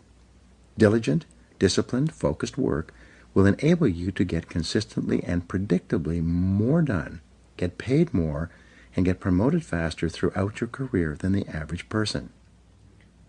Separate the relevant from the irrelevant. I've mentioned the Pareto principle, the 80-20 rule, several times in this book, and it applies again here. Fully 80% of the value of what you accomplish will come from 20% of the things you do. Your job, then, is to identify those top 20% of your tasks and then concentrate single-mindedly on doing them quickly and well. Chapter 13 discusses time management in detail, but for now, let's take a look at the flip side of good time management, poor time management. According to Robert Half International, the average employee wastes about 50% of his or her time on non-work-related activities. 37% of work time is wasted on idle conversation on personal subjects with coworkers, conversations that have nothing whatever to do with the job at hand. The other 13% of wasted time is consumed by coming in late or leaving early, by long lunches and coffee breaks, by surfing the internet, reading the newspaper, or conducting personal business during the day. Even worse, when people who waste a lot of time actually settle down and get to work, they spend too much time on low-value tasks and activities. As a result, they get very little done, which then causes them to feel that they are under continual pressure to get caught up. Unfortunately, when you waste time at work, your work does not go away. It continually builds like an avalanche overhang. Deadlines come closer and closer. Stress mounts up until you finally force yourself to do the job, usually at the last minute, and then you often make expensive mistakes. Develop an excellent reputation. There is nothing that will bring you to the attention of people who can help you faster than for you to develop a reputation for hard, disciplined work every hour of every day. Average employees increase their income at only about 3% per year, which is just about the rate of inflation or cost of living increases. In other words, if you're an average employee, you're not really making any more money from year to year. Rather, you're just keeping up with your expenses. But the top 20% in most fields increase their income anywhere from 10 to 25% per year, which is also compounded year after year. The top 20% of people at work earn 80% of the money. The bottom 80% of employees have no choice but to share the 20% of the money that is left over. They must scramble for the crumbs that fall off the tables of the highly productive people in their fields. You can double your income.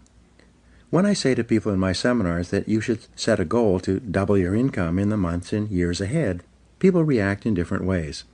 Often at the break, someone will come up to me and say, "You don't understand my company. There's no way that I could double my income at my current company. They simply would not pay me that amount of money."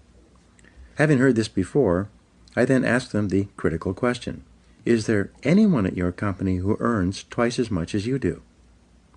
The person that I'm talking to will always agree that, yes, there are people in my company who earn 2 or 3 times as much as I do. I then make the key point. So your company is quite willing to pay some people twice as much as they pay you. They're just not willing to pay you twice as much.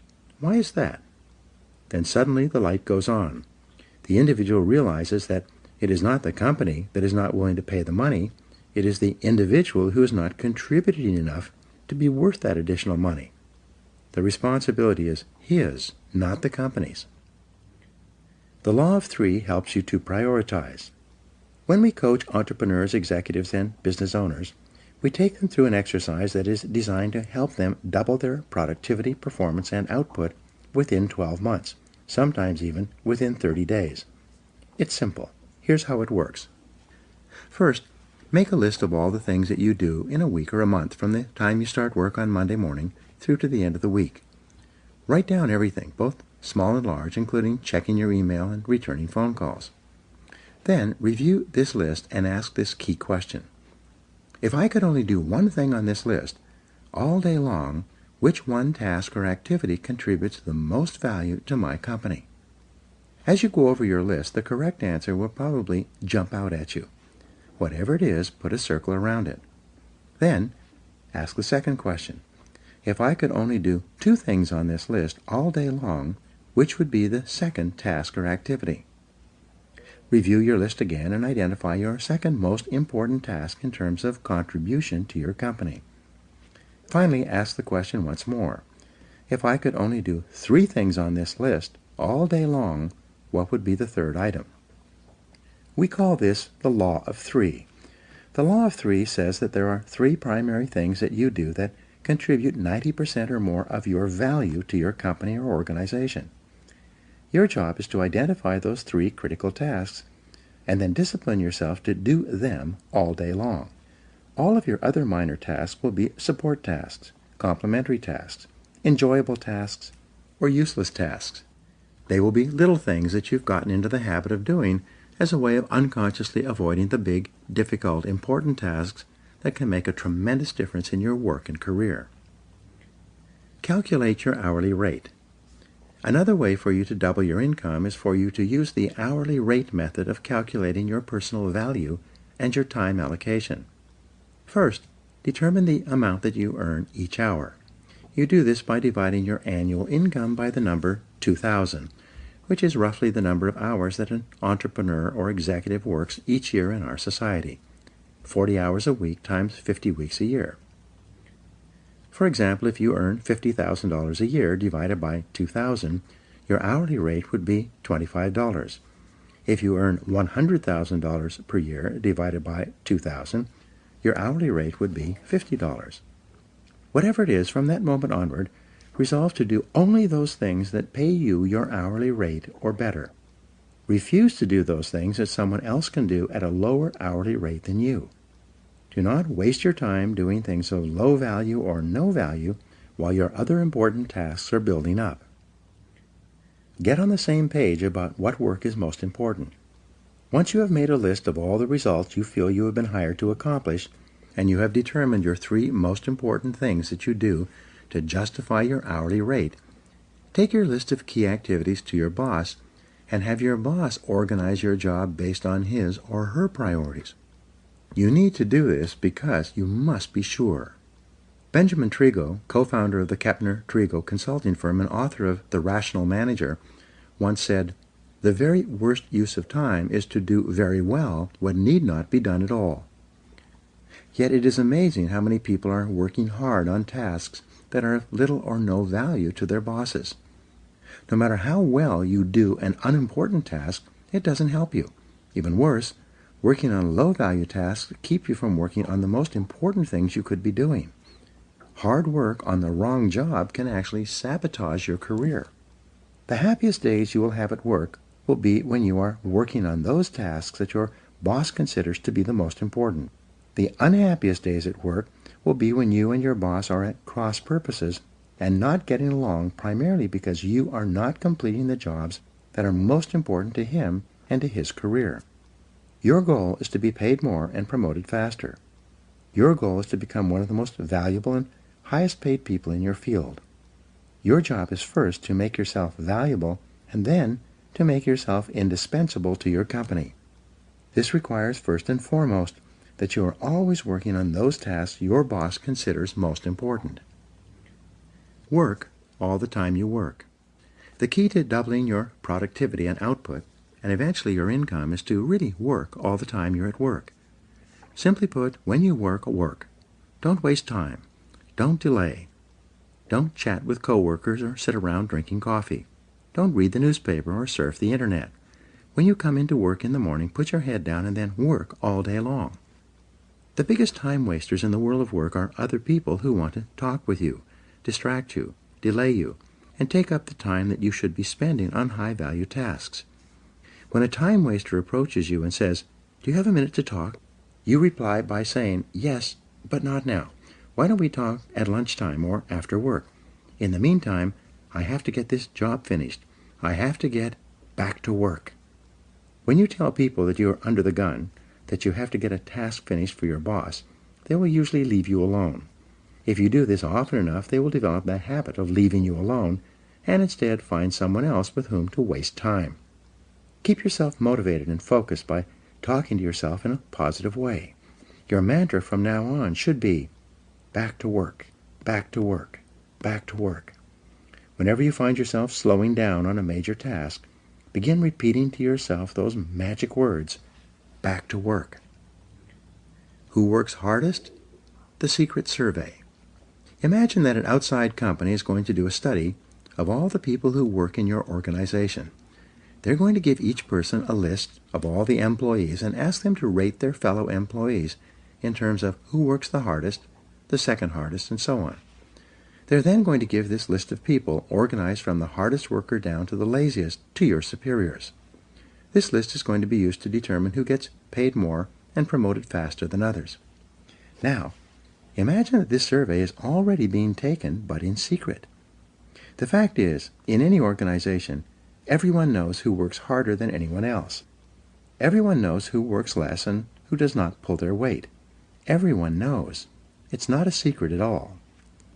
Resolve today that if a survey like this were to be taken 1 year from today, you would win the contest. Resolve today that you are going to develop the reputation for being the hardest working person in your business.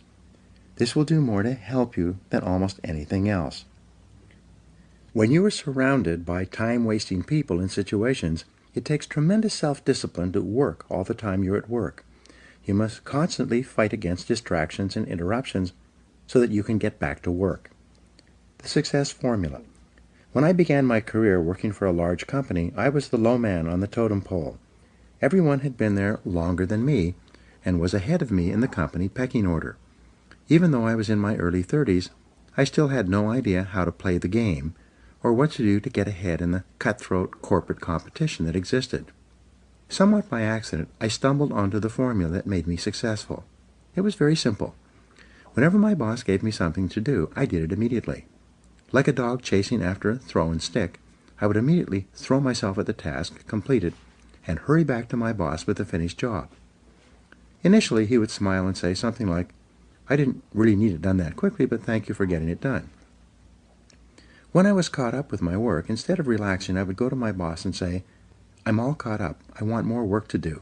I want more responsibility." These words became my mantra. I want more responsibility. Again, my boss, who was preoccupied with an enormous number of projects, would say something like, "Okay, leave it with me. I'll think about what else I can give you to do." Every day, like a broken record, I would go to my boss at the end of the day and say, "I'm all caught up. I would like more responsibility." Bit by bit, he began to toss me sticks. He would give me a little task to do to keep me busy. Whatever it was, I would go out immediately, complete the task, and bring him the results. I would then say, "I'm all caught up. I want more responsibility." Within 6 months, he began to see me as the go-to guy. Whenever he had something he needed done quickly, he passed by everyone else and gave it to me. He knew that whatever he asked me to do, I would do it quickly. Once, my boss asked me to fly to Reno to begin development work on a property that the company was purchasing. He told me I could go sometime in the next couple of weeks. Instead, I left the next morning. I went straight to the lawyer who was handling the transaction, and then to the engineer who was in charge of the development work. I immediately sensed that something was seriously wrong with this land purchase. I didn't know what it was, but as I went from person to person, asking questions and gathering information. By the end of the day, just a few hours before this $2 million transaction was set to close, and the money would change hands forever, I found that we were about to be sold a piece of land that had no water and was therefore undevelopable. Because of complex laws and limited riparian rights, water rights, the property was a worthless piece of ground that could not be developed within the next 100 years. If we had proceeded with the purchase, we would have lost $2 million. I immediately stopped the transaction, demanded that the lawyer cut me a certified check for the $250,000 deposit that was in his trust account, and flew home to my boss to tell him the story. As you can imagine, my boss was very happy with what I had done. From that day forward, I received more and more responsibilities. Within another year, I was running 3 divisions of the company and had a staff of 42 people in 3 cities. I later learned that my boss paid me more money than anyone else who ever worked for him, and he did so all on the basis of results and profitability. This is why whenever people ask me how to succeed in business by really trying, I give them the same advice. Whatever your boss gives you to do, do it quickly and well. Then go and ask for more responsibility. And when you get it, do the job quickly and well until you get a reputation for being the person who does things fast. This will help you advance in your career more than any other reputation you could develop. Pay the price. Here is a simple 3-part formula for success at work. Come in a little earlier, work a little harder, and stay a little later. This will move you so far ahead of your competitors that they will never catch up. Come into work 1 hour earlier, before anyone else arrives. Use that time to plan and organize your day and get started on your most important tasks. Make sure that whatever time your boss comes to work, you are always there working before he arrives. Second, work a little harder. Don't waste time. Don't chat with coworkers. Work through lunchtime so that you can get on top and stay on top of your main tasks and responsibilities. Third, work 1 hour later than your coworkers.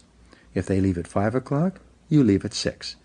Use that extra time to complete your important tasks and get yourself organized for the following day. When you come in 1 hour earlier, work through lunch, and work 1 hour later, you add 3 full productive hours to your day.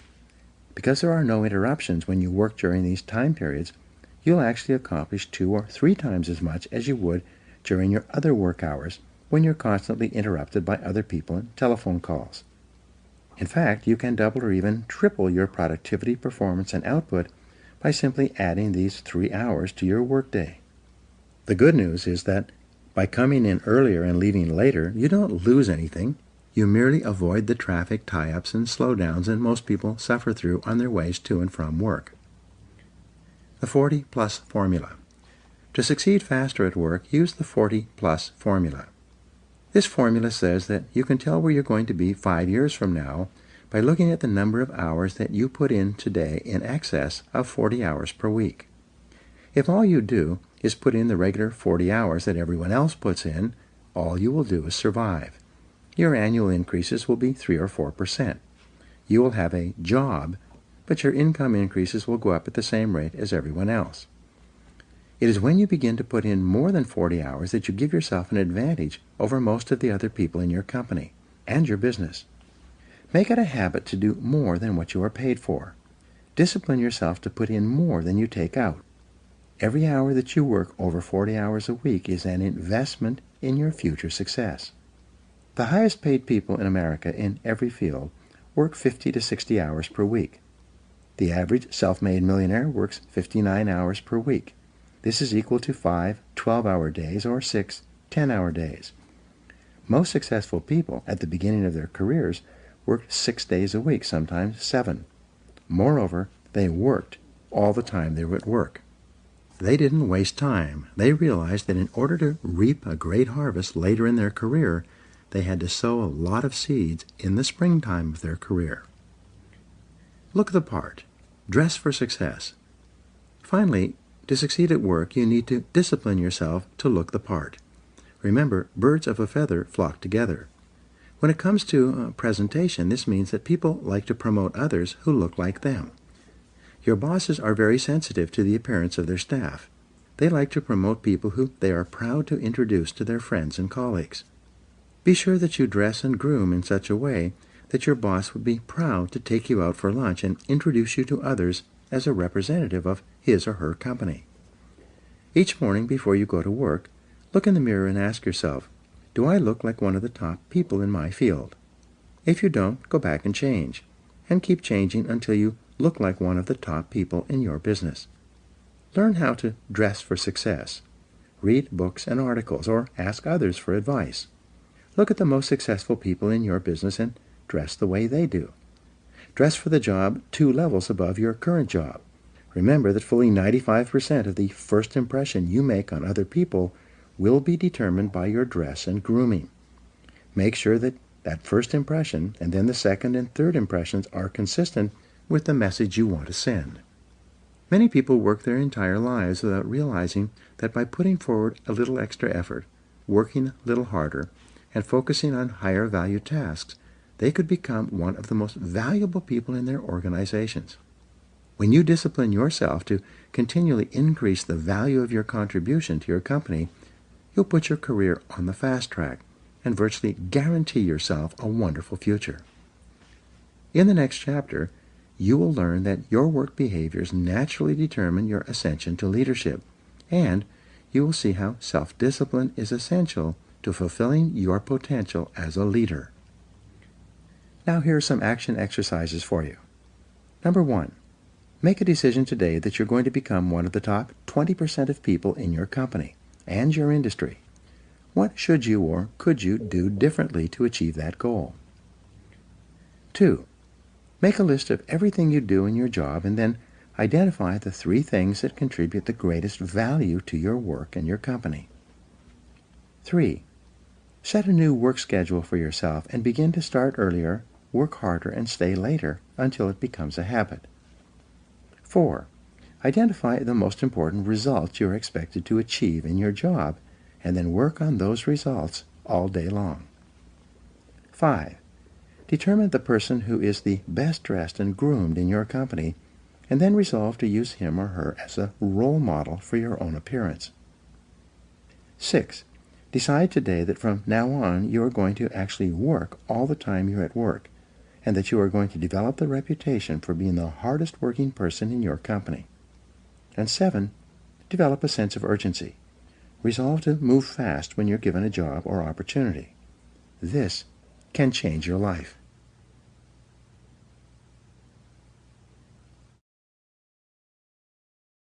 Chapter 9. Self-Discipline and Leadership. Nothing is more harmful to the service than the neglect of discipline, for it is discipline more than numbers that gives one army superiority over another. George Washington. Leadership and self-discipline go hand in hand. It is not possible to imagine an effective leader who lacks self-discipline, willpower, self-control, and self-mastery. The overarching characteristic of a leader is that he is in complete control of himself and every situation. There has seldom been a time in history when leaders were so needed and so much in demand as today. We need leaders at every level of society, both in the profit and non-profit sectors. We need leaders in our families, businesses, places of worship, community organizations, and especially politics. We need men and women who take their responsibilities seriously and are willing to step forward to take command of the situation. Fortunately, leadership is learnable. Leaders are developed, usually self-developed, over time through hard work, experience, and training. As Peter Drucker once said, there may be natural-born leaders, but there are so few of them that they make no difference in the great scheme of things. 4 stages of development. In your career in business, you progress through 4 levels of activity and attainment.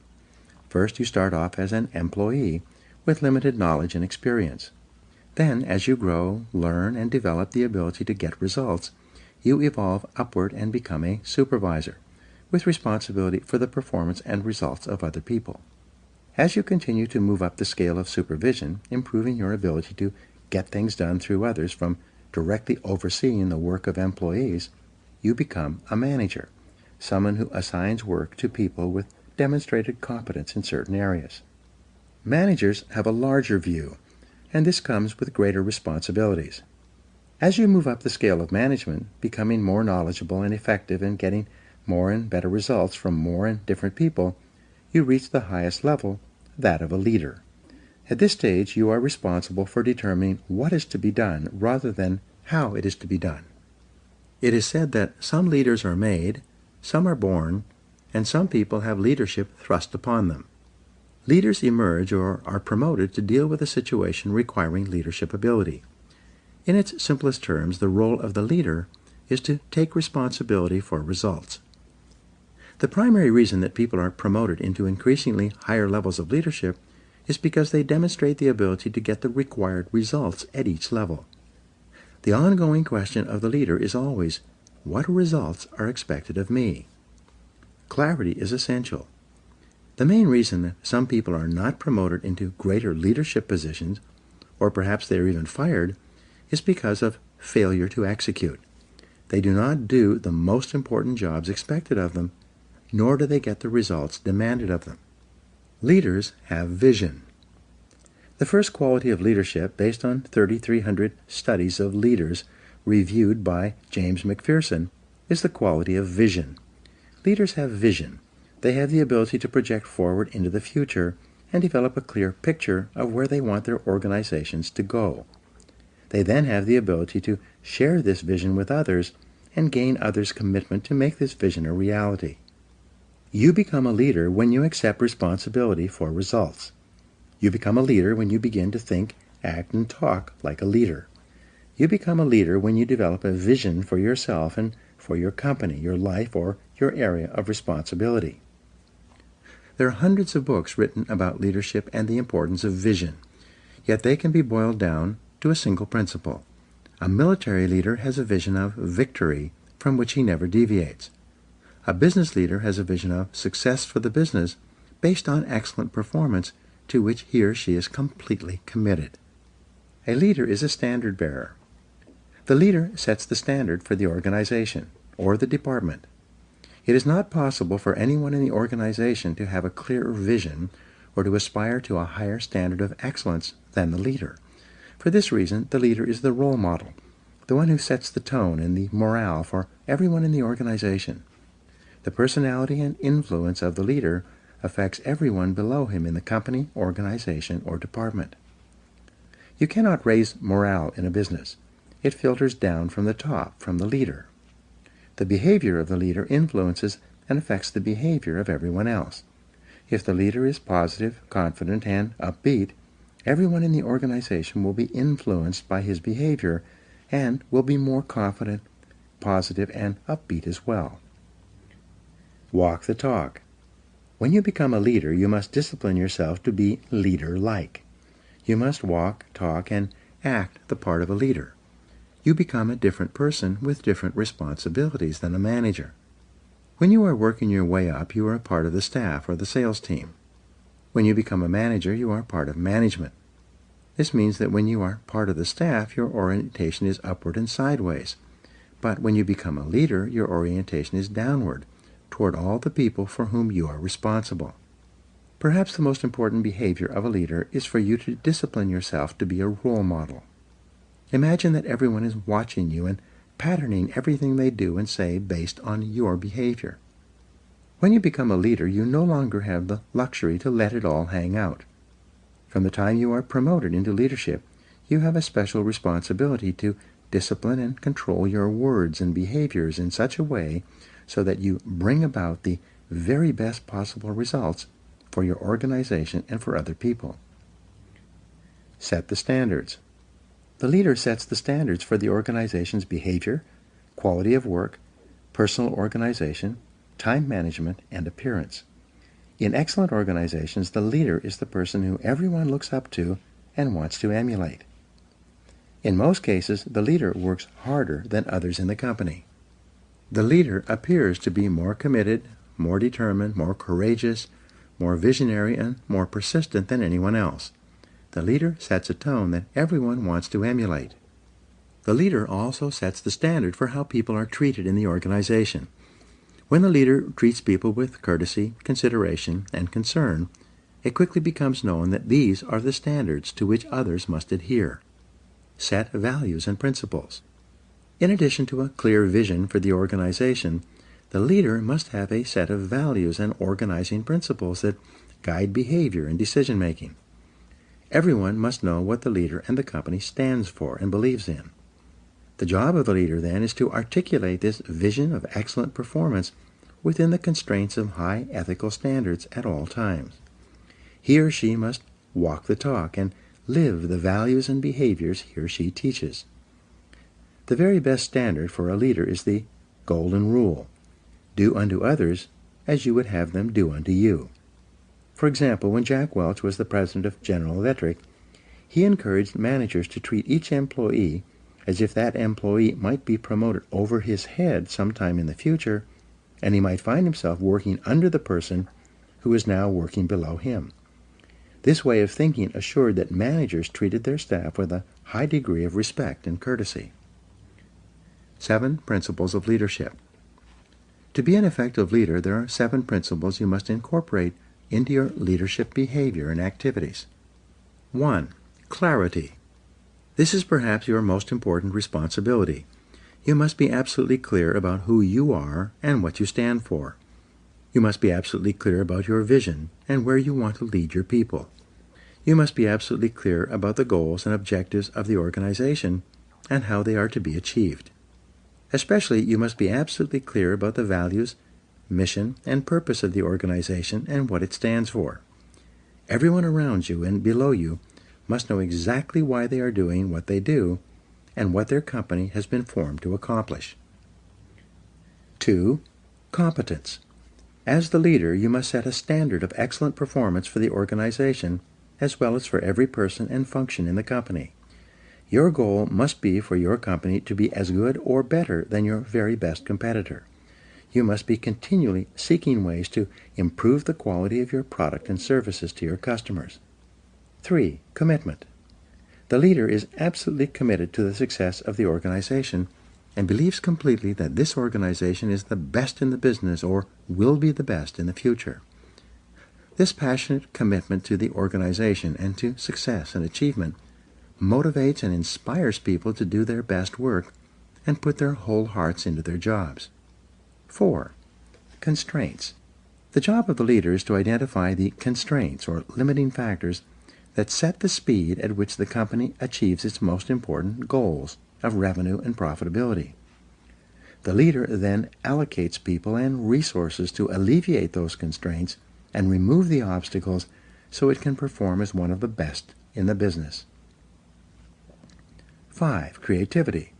The leader is open to new ideas of all kinds and from all sources. The leader is continually encouraging people to find faster, better, cheaper, and easier ways to produce excellent products and services and to take better care of customers. Number 5, continuous learning. The leader is personally committed to reading, listening, and upgrading his or her personal knowledge and skills as an executive. The leader should attend additional seminars and courses to improve his or her skills and abilities. At the same time, the leader encourages everyone in the organization to learn and grow as a normal and natural part of business life. The leader provides time and resources for training and development. The leader knows that the best companies have the best trained people. The second best companies have the second best trained people, and the third best companies have the least trained people and are on their way out of business. Number 7 is consistency. The leader has the self-discipline to be consistent, dependable, reliable, calm, and predictable in all situations. One of the great comforts of business life is for an employee to know that the leader is completely consistent and reliable. An effective leader does not change from day to day. The leader is not blown in the wind by each new situation or problem or emergency that arises. Instead, the leader is calm, positive, and confident, especially under pressure. The inevitable crisis. The only thing that is inevitable in the life of the leader is the crisis. When you rise to a position of leadership, you will experience crises repeatedly, crises that are unpredictable, unbidden, and often capable of seriously damaging the organization. It is in the crisis that the leader demonstrates his competence. In times of crisis, the leader becomes calm, cool, objective, and completely in control. The leader asks questions and gathers information. The leader assesses the situation accurately and makes whatever decisions are necessary to minimize the damage or cut the losses. Great leaders discipline themselves to keep their fears and misgivings private. They do not share their concerns with their staffs, knowing that this can cause confusion and loss of morale.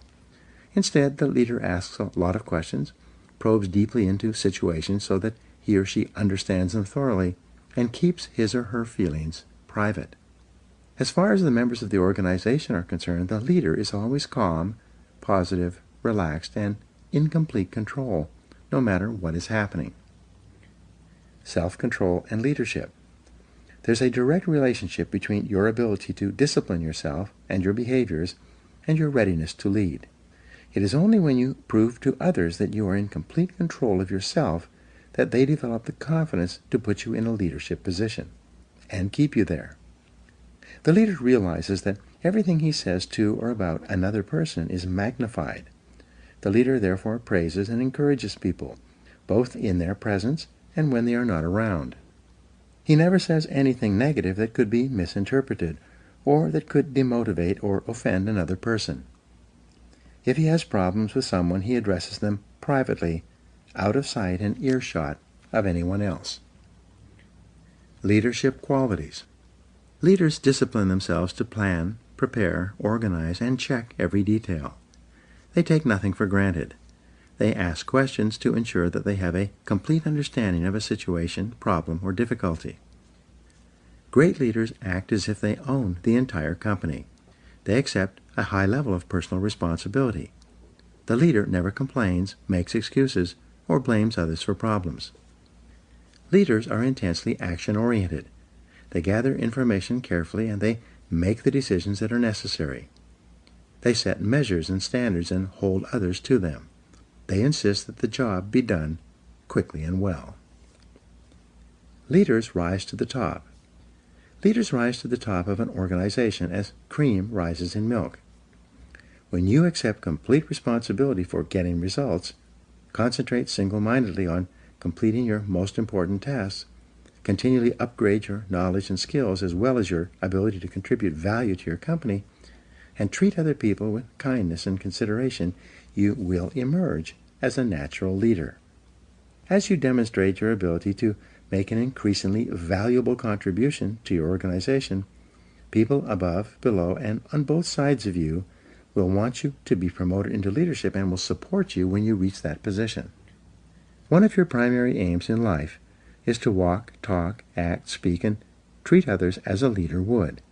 Eventually, your position will be equal to your performance. In the next chapter, you will learn how to develop and practice the disciplines necessary to be more successful in your business life and activities. Now here are 7 action exercises that come from this chapter. 1. Ask yourself, what results are expected of me? And then, concentrate single-mindedly on getting those results every day. 2.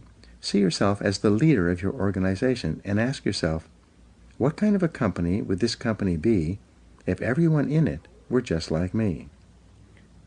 Number 3, create a clear, exciting vision for yourself and your organization based on success and excellent performance. Number 4, identify the most important people in your business world and determine how you will have to behave toward them to get them to perform at their best. Number 5, resolve in advance that when the inevitable crisis occurs, you will respond in a calm, controlled, and intelligent manner. Number 6, clarify the exact values and principles you believe in and stand for, and then share them with the people around you. And number 7, treat each person around you as if they are competent, valuable, and important. This is the key to gaining the loyalty and commitment that you require as a leader.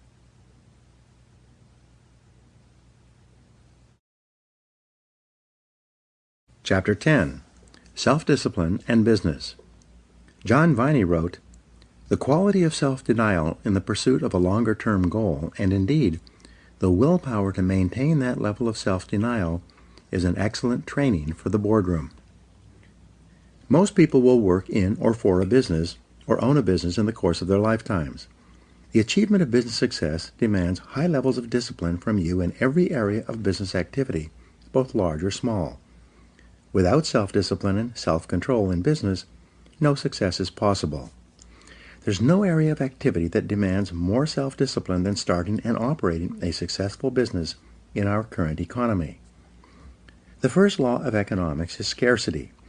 As a rule, there is never enough of anything for everyone who wants it.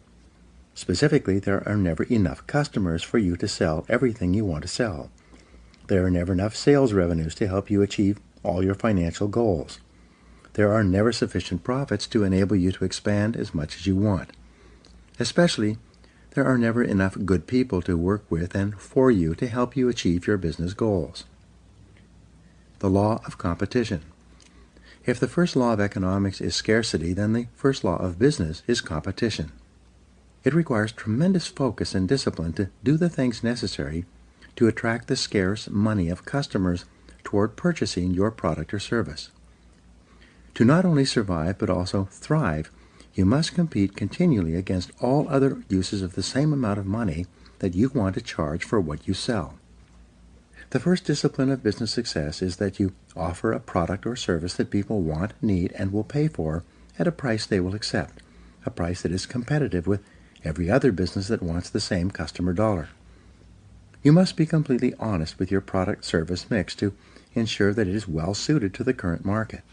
This is an area where false assumptions or incorrect conclusions can lead to business failure. This answer is continually changing as competition and customer tastes also change. The customer is always right. Every week I speak to business people who are unhappy with their levels of sales and profitability. They insist that their product or service is excellent and that people should be buying from them in a much larger quantity. In each case, I have to gently point out to them that the only proof that their product or service is truly attractive or valuable is that people buy it willingly and then buy it again and tell their friends to buy it as well. According to the experts, fully 70% of your business decisions will turn out to be wrong in the fullness of time. This is the average. When you're a new business person or starting a new business, you'll be wrong even more often than this.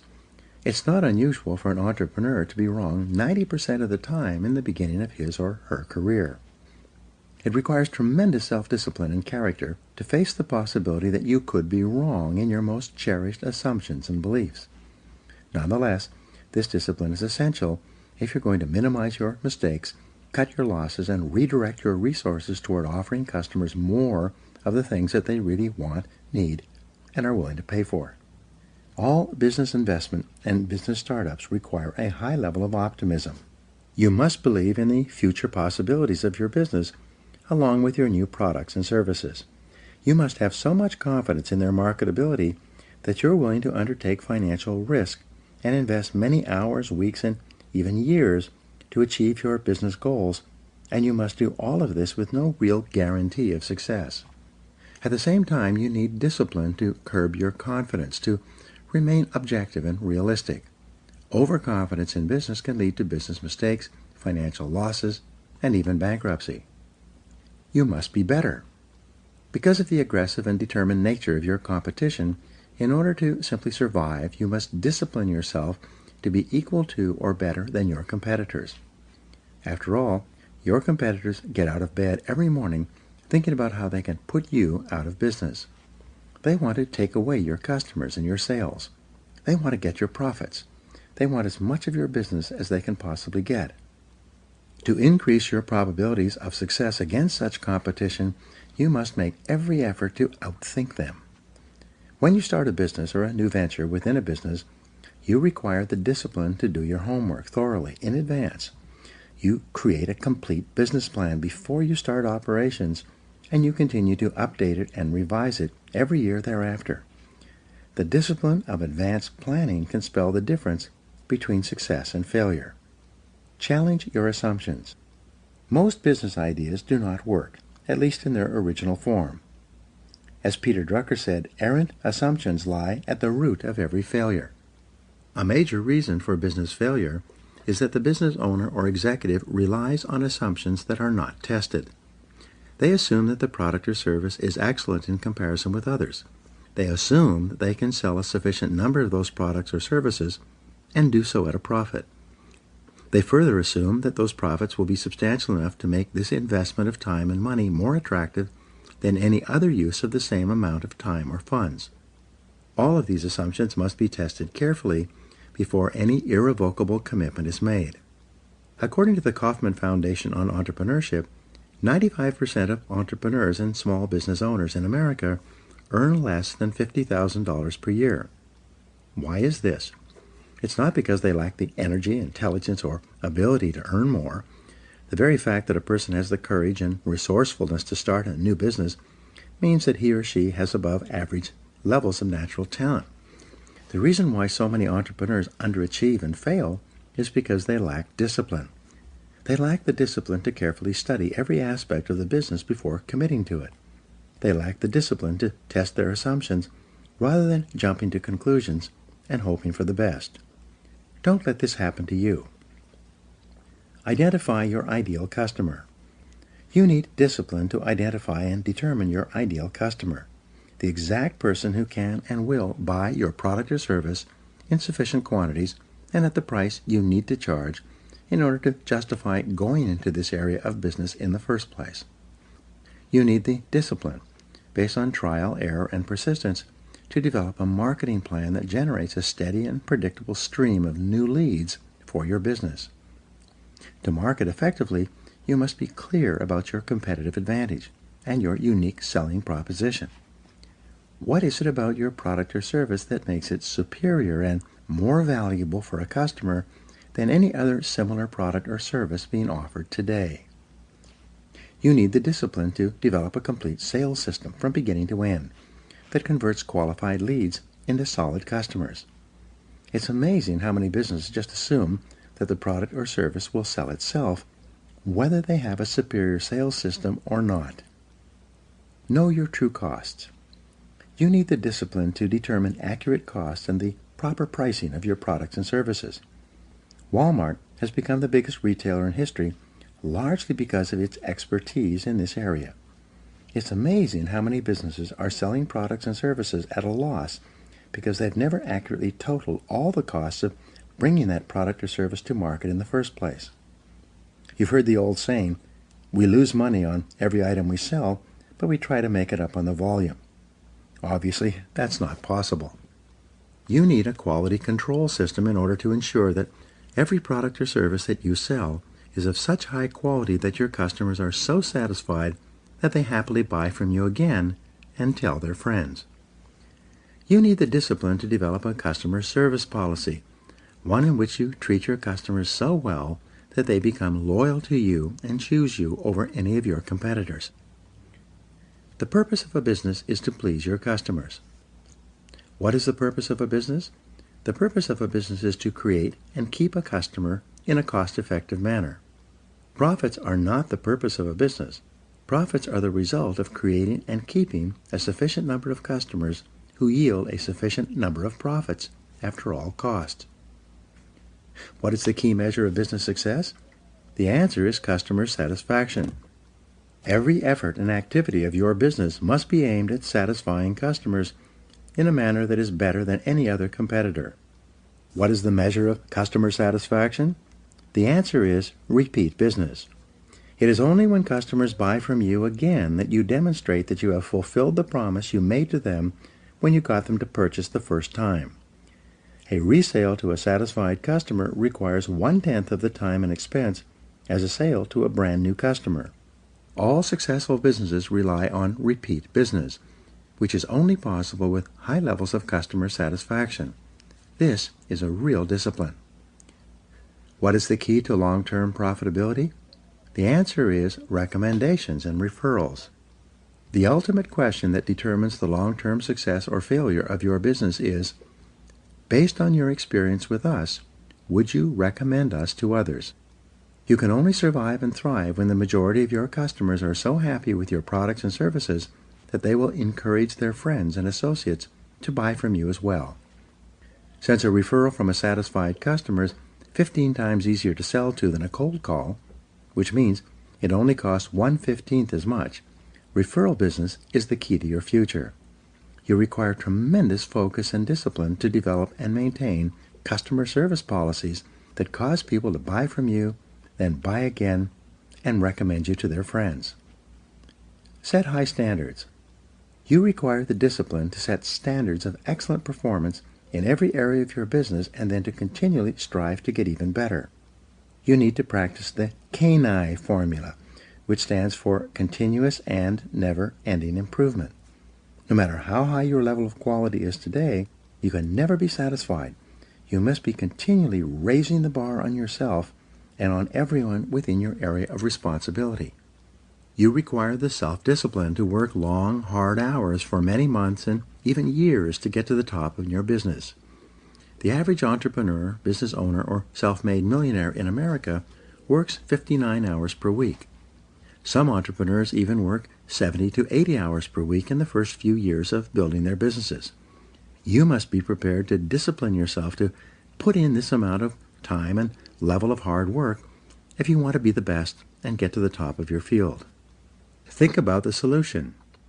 To succeed in business, you need the self-discipline to be proactive rather than reactive. You need to focus on solutions rather than problems. You need to concentrate on the most important thing you could possibly be doing every hour of every day rather than getting sidetracked by low-value or no-value tasks and activities. Above all, you need the self-discipline to settle in for the long term, to develop a long-time perspective in your business life. Because of the intensity of competition, it takes many years of disciplined effort for you to become a business success, whether this is in your own business or working for someone else. There are no shortcuts. There are no easy ways to get to the top. There is only one way, and that is through hard work, discipline, and willpower. On average, it takes about 2 years to break even in a new business venture. It takes another 2 years of positive cash flow to pay back the money you borrowed in the first 2 years. It then takes another 3 years before you become truly successful. In addition, everything costs twice as much and takes 3 times as long. Based on these statistics, why should you start your own business or embark on a new business venture? Because the time is going to pass anyway. After all, 5 years from now you will be 5 years older, and 10 years from now you will be 10 years older. At the end of that time you will either be at the top of your field or still down among the 80%, struggling for every dollar and worrying about money every day. The choice is yours. Discipline is the key. In the next chapter, you learn the discipline that controls the lifeblood of your business, sales. In the final analysis, as Peter Drucker said, the purpose of a business is to create and keep a customer. Now, here are some action exercises for you. Number 1, stand back and look at every area of your business as if you were an outside consultant. What changes would you recommend? 2, imagine you were starting your business over again today. Are there any products or services that you would not bring to the current market? 3, identify the 20% of your products and services that account for 80% of your sales and profits. How could you sell more of them? 4, project forward 1, 2, and 5 years in your business. What are the trends? What will your customers be buying in the future? 5, list 3 ways you could improve your customer service to ensure that customers buy from you again and tell their friends. 6, list 3 ways that you could attract more and better qualified leads from your marketing and advertising activities. And 7, list 3 ways that you could make more sales to the prospects you attract, or that you could attract more and better prospects.